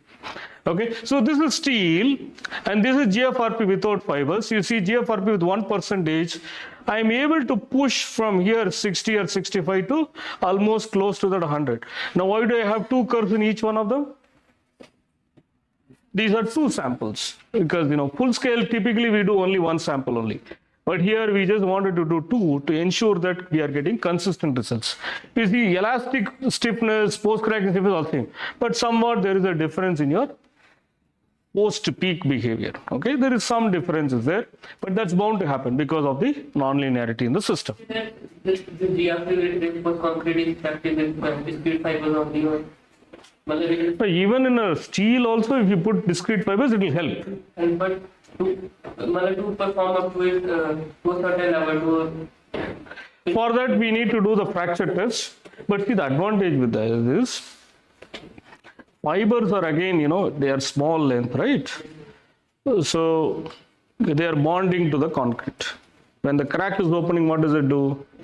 It's trying to bridge the crack, and it is helping. If I anchor the fibers very well, it will help in better arresting the crack. It will also help me in dissipating that energy by pulling out. So somewhat the fiber also will pull out from the matrix. In that process, energy will be spent, right? So the fibers are helpful in improving the performance through multiple ways. One is by the stiffness of the fiber, it is going to help me the crack. In addition to that, it will undergo slipping process, pull out behavior. It will help me in dissipating that energy that is being put into the system. So in multiple ways, it is helping. But having said that, these fibers are only 30 mm, 40 mm, right? And it is anchored only for a small region. If my crack width becomes more, then what will happen? The fiber will completely pull out. So it's not that I put the fibers, it will be effective till ultimate. At ultimate, when you have large crack width, fiber effect will not be there. It is only delaying the crack, and it is helping me, because compressive stress strain response also is getting altered, right?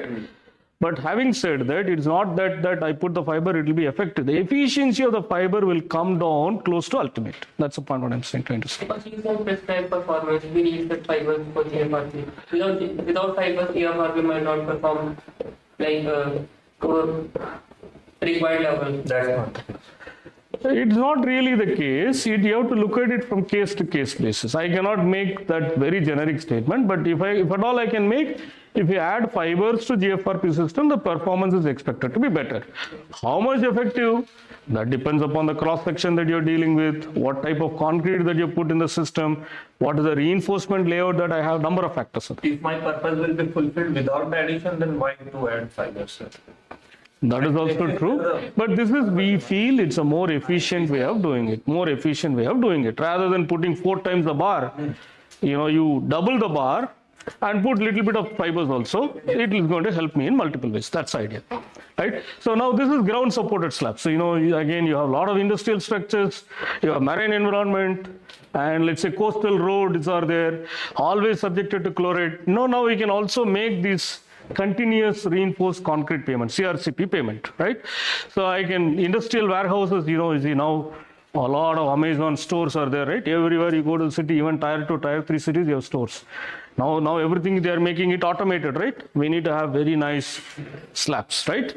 So, and it should not crack. And industrial structures will be in a very corrosive environment. I cannot put the.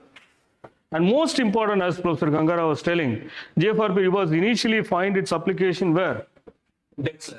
Deck slabs, or in also the most important, the hospitals, right? Yes. When you want electromagnetic neutrality, nowadays we have so many hospitals, we don't want to have that interference, right? So these such kind of slabs we can do, but then you have to do. So these are the loads typically governed: thermal stress, flexural stress, and punching shear.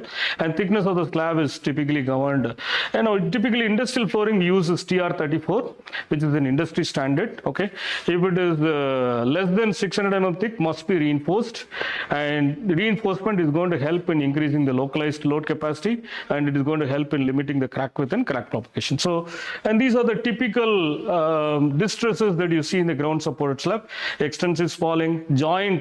Typically, why do we provide joints in the pavements or floors? To release the stress, thermal stresses, right? You see that the different joints are there. I don't have time to get into all those things, so and pop-out failure, drying shrinkage, all those things. So if you want to limit the cracks, then you need to put some reinforcement. Reinforcement helps me in limiting the crack. So this is a setup that I think currently one of my PhD students is working on. We looked at two things, okay? This is I think 1.5 meter by 1.5 meter slab. And you see this is a load tree. We are kind of putting it under UDL, okay? So this is very, very critical. So we looked at all these things, and then this is with again steel, 0.5%, and GFRP rebar. And this is the failure mode. You see nice distributed crack. Everything is, both of them failed in a similar way. But what we find here is this fellow failed at about 500 kilonewton, and this fellow was able to take higher load. What's the floor that is, sir? This is a 150 mm thick slab. Reinforcement, the black is with steel and G is with GFRP. Sir, in that diagram. Oh, these are all cracks. What is the reinforcement? Oh, reinforcement spacing that you're saying, I don't know. I mean, to be honest with you. I think what was the reinforcement? 150 mm center to center. So maybe 10 mm bar we used? 12 mm bar at 150 on both sides. Now, one specimen had steel, 12 mm bar at 150 center to center. Another one has GFRP rebar, equivalent 12 mm bar. Same dia. Same dia. That is the reason. See, if I increase the rebar, that's the scene, you see here, right? After cracking, it is all same. The moment it cracks, the stiffness is lost. And as expected, GFRP is having less stiffness. We know that if I replace it with same rebar. But having said that, this load is, it's about 1.5 meter by 1.5 meter, right? So even if you divide this 500 by 1.5 by 1.5, how much load it can take kilonewton per meter square?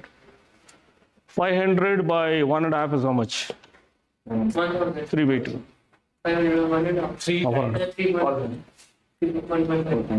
I mean, that's what I'm saying. It's about 300 kilonewton. So 300 kilonewton per meter square of load it is able to take. That's what I'm trying to say.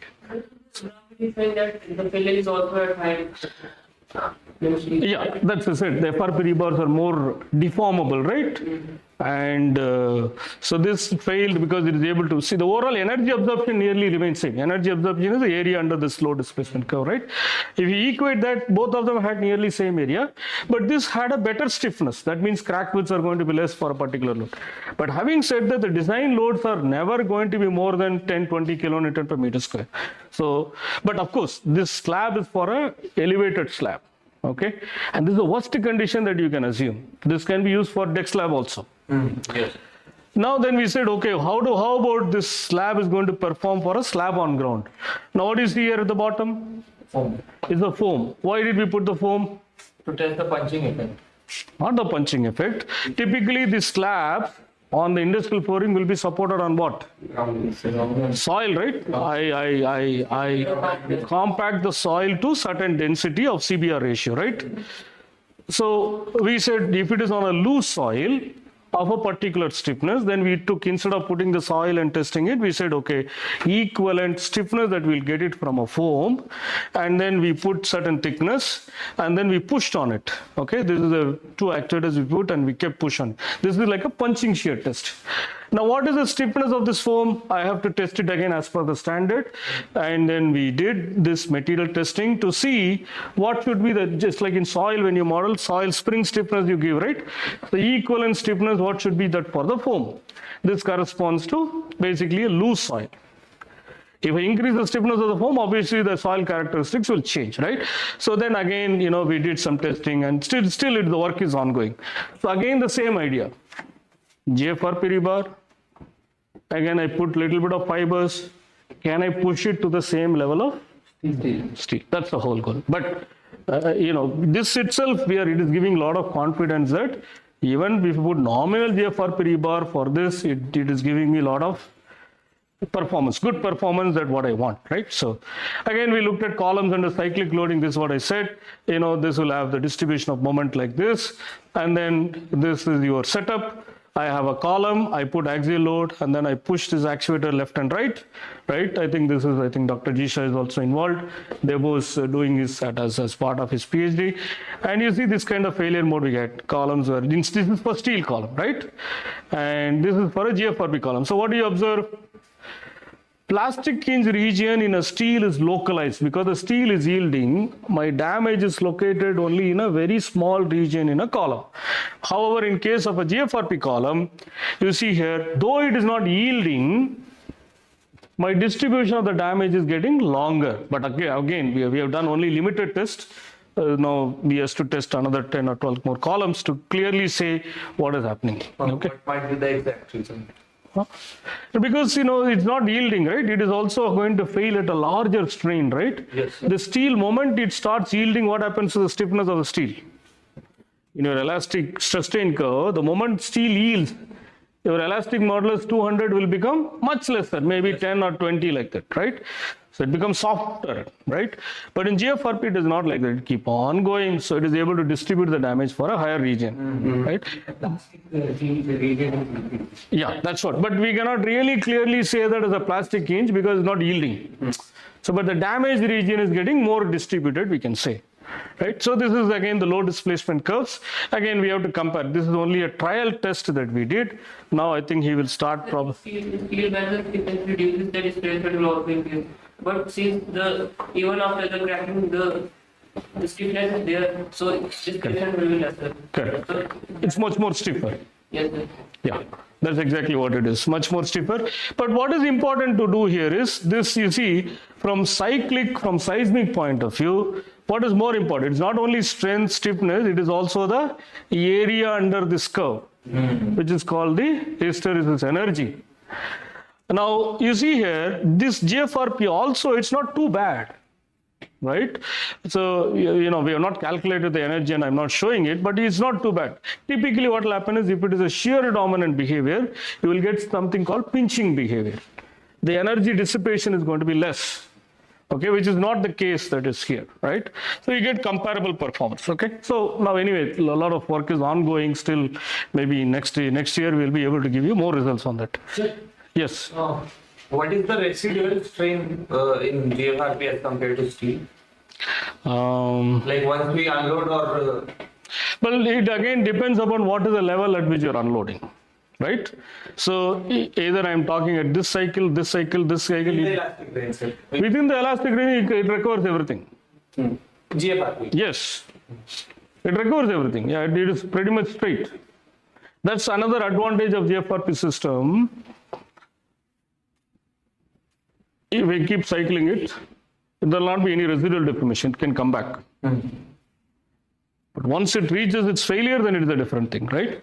By seeing the graph, by seeing the curve, strain curve, how do you... Not the stress strain curve. This is a load displacement No, curve. sir, not this.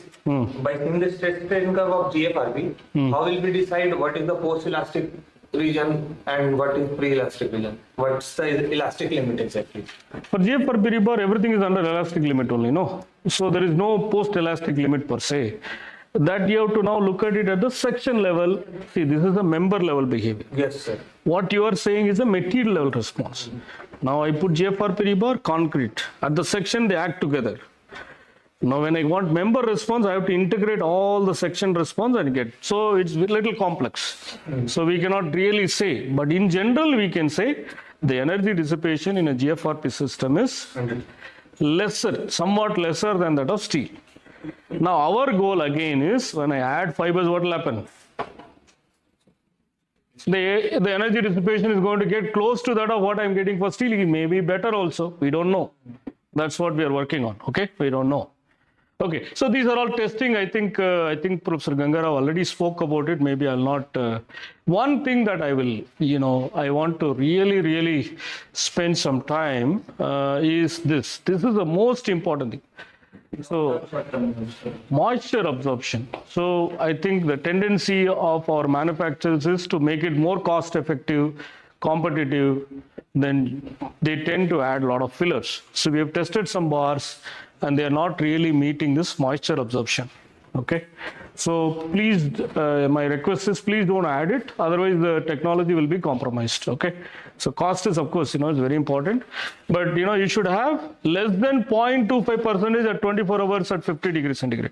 But some of the result, what we are getting is, we are getting more than 0.5%. Some of the bars. I'm not saying all of them. Most of them are meeting the norms. So that means the moment it is absorbing moisture, your long-term performance will be compromised. Okay, that we need to be very careful. It will be equivalent to corrosion. Yeah, exactly. It is equivalent to corrosion. So we need to be very careful. This technology is very good. So we have to also make sure that it is cured well, and how to test all those things that I think we have done. And then you have to meet all these norms, right? So that's the most important thing, right? Again, mean moisture absorption to saturation should be less than 1%, right? This is the limit. Or this is for qualification, product qualification. This is for quality control and certification, right? And alkali resistance also, that also we have done.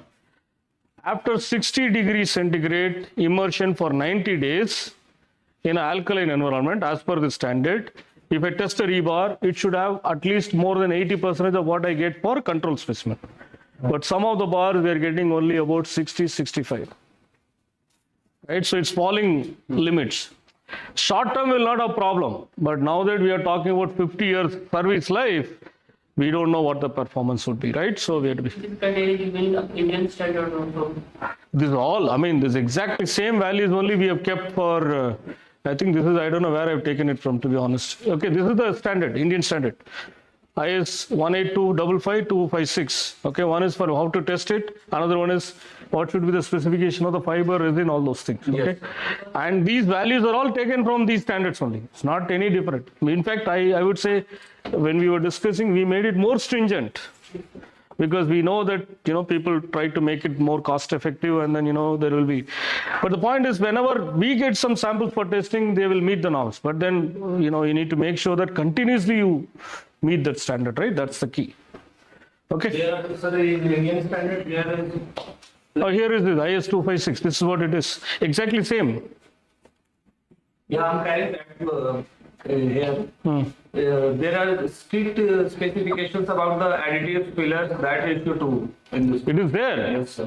But if you don't follow that, I am saying that you will not be able to meet this moisture absorption limit, short term and long term. That's what I'm saying. If you put a lot of fillers, this will not be satisfied. Yes. Similarly, you will not be able to satisfy that residual strength after 90 days of immersion in alkaline solution at 80. We have tested a lot of things and we are getting about 60% strength. Control, you get all the properties. But when I do it alkaline test, it's not meeting the norm. Some of the bars, not all of them, some of them. So we need to be careful. We should not add a lot of fillers. That's what I'm trying to say. Okay, and these are the properties for fibers and so on. Maybe I think this is what I think Debo has done some testing on compression test. Again, we wanted to see what is the effect of this. How do we characterize these bars? When I put it in columns, right? Depending upon the stirrup spacing, the slenderness ratio of this bars is going to be different, right? So what is the effect that we did? And you can see the fibers, the way it is failing, right? So, and this is the way samples are prepared, and you have to really prepare it carefully. And this is after tension test, right? And you get this kind of a broom type of failure. And this is the stress strain response in tension, and this is for steel. And tension we get very, nice, consistent results. 800, 900 we get, right? And compression we get only about, as we said, 40 to 50%. That also function of a L by D ratio. This compression test you see here. LBD ratio 10. So you're reaching only about 300 megapascal. Why? Because it is having higher LBD ratio, so it's failing in combinations of bending and compression, right? So average elastic modulus we are able to get about 45. There is a reduction compared to tension, and rupture strength is also lesser. Of course, it is function of a LBD ratio, because if you want to test pure compression, you have to arrest that buckling bond, right? So we have done that. Okay, this is a compression test for 2.5. So you get this here, you see you get about 65. Here also rupture strength is only about 350 megapascal compared to 800. So roughly we get about 40% of what you get for tension, right? So you have to look at all this. So anyways, just to conclude, GFRP bars can be used for many structural applications. And again, we feel that addition of these macro fibers increase the response of RC structures, and discrete fiber also helps pseudo ductility of concrete structure when it is reinforced with GFRP. It will not have ductility, but it will increase the pseudo ductility. That's the reason we say pseudo ductility. It's not exactly ductile. Ductility is always associated with yielding, but here we don't have yielding, but it helps in energy absorption. Right? So I just wanted to give some flavor of work that what we have done. Of course, these are all so many papers and these are so many students who worked on it. Anyway, thank you. So if you have any questions, then in the afternoon, what is that we are planning? Some testing, right? Yes. JP? Yeah. We will go and test, yes. Can you cover on some seasoning aspects? Let me see. I have material for steel, but GFRP relevant I have to prepare, you know. Maybe let me see if I can do something on tomorrow. One thing I wanted to ask you. Yeah. If the bar is confined in the concrete, then its buckling is also restricted, or should we, because bare bars are tested in compression. Yeah. So this is basically after the concrete cover has spalled, Yes. right? What is the influence of this residual bar? At higher strains, when the stirrups are kept at a longer distance, what is the significance of this, right? So that's what it is. If the slackness is very low, still the bar, then the bar will just bend and The bar will? the failure mode will be not buckling or just. Oh no, the stirrup also is there, right? Now the stirrup, again, the behavior of the bar after concrete cover spalling is also a function of what is the effective length. That's what is the effective length. We consider two different effective length, right? When it is 2.5 means the stirrups are placed very closely. When it is at 10 means the stirrups are placed at a larger distance. So this is the worst case scenario. Sir, I'm not able to visualize how it will compress, because what I have seen that the fibers bend and then crack. Not like actually it doesn't bulge. See, again, it's like a slender column, right? If I put axial compression, because of its virtue of its deformation, again P delta effect will come, right? Higher the length of the column, longer the length, higher will be the susceptibility to elastic buckling, right? So that's what we are saying. So it is going to fail. See, as it is, the fibers are not very effective in compression because the resin has to be keeping them in intact. You know, otherwise the rope, you see, it cannot take compression, right?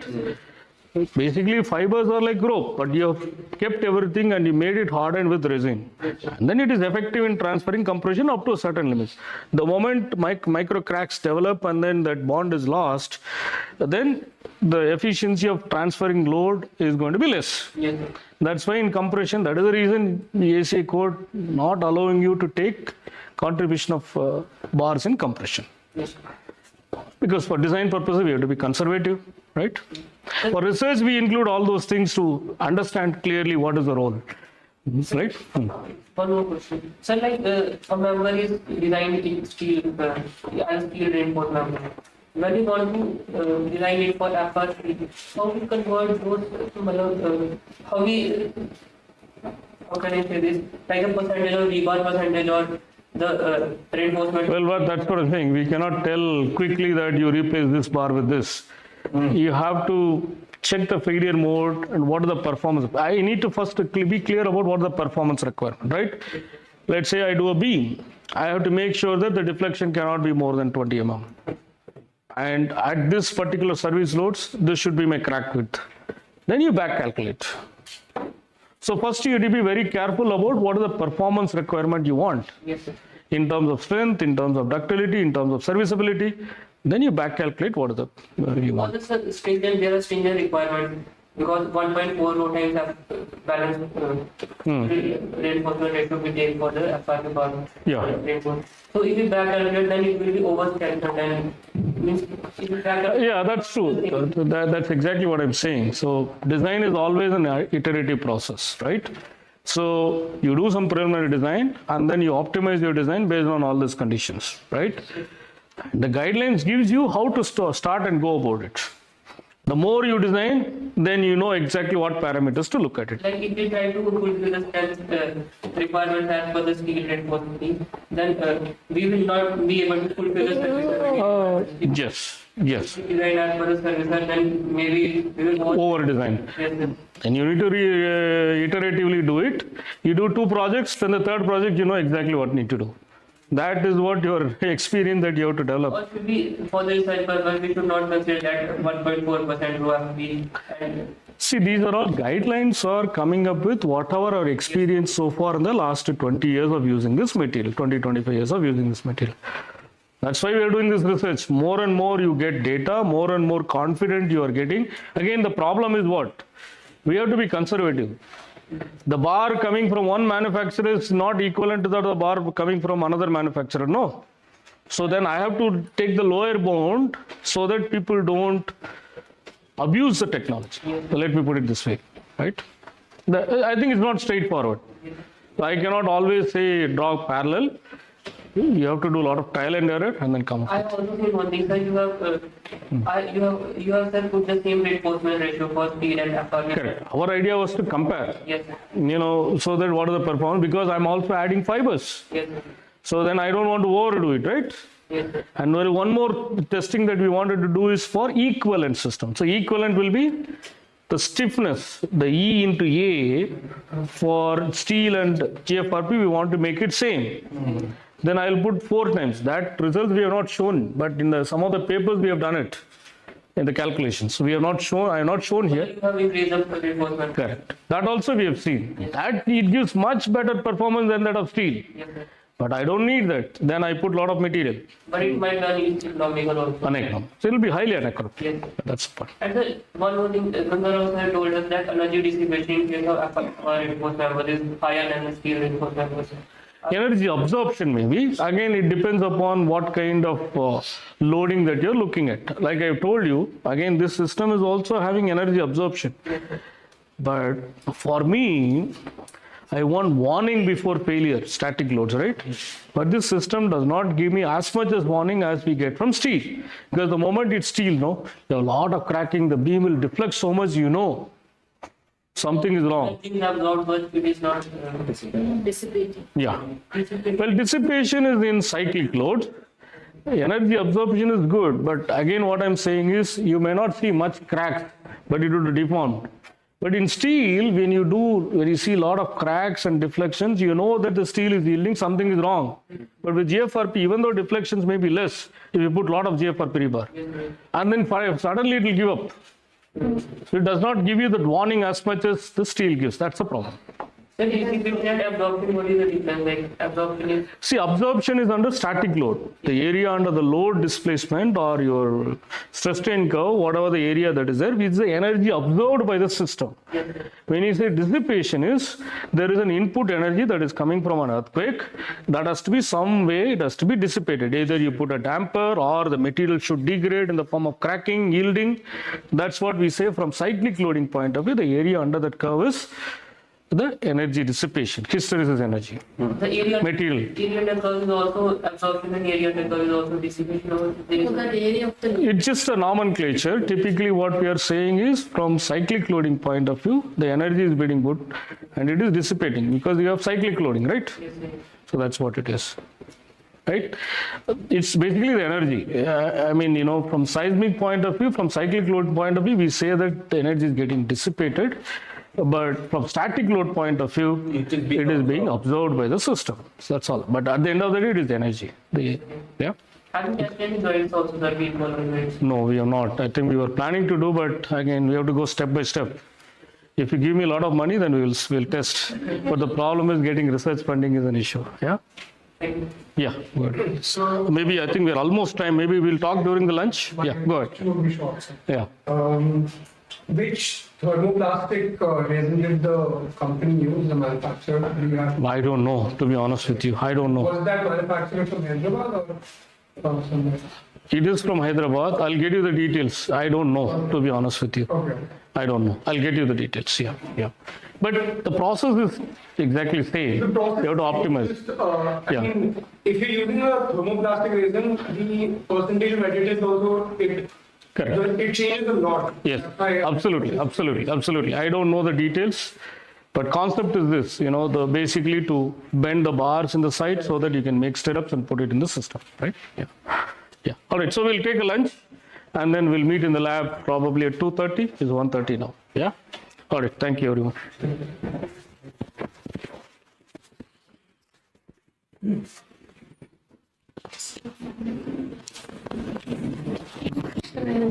Getting into the office. Yeah. When I can. Maybe around 4 o'clock. Can you come to my office? Yeah.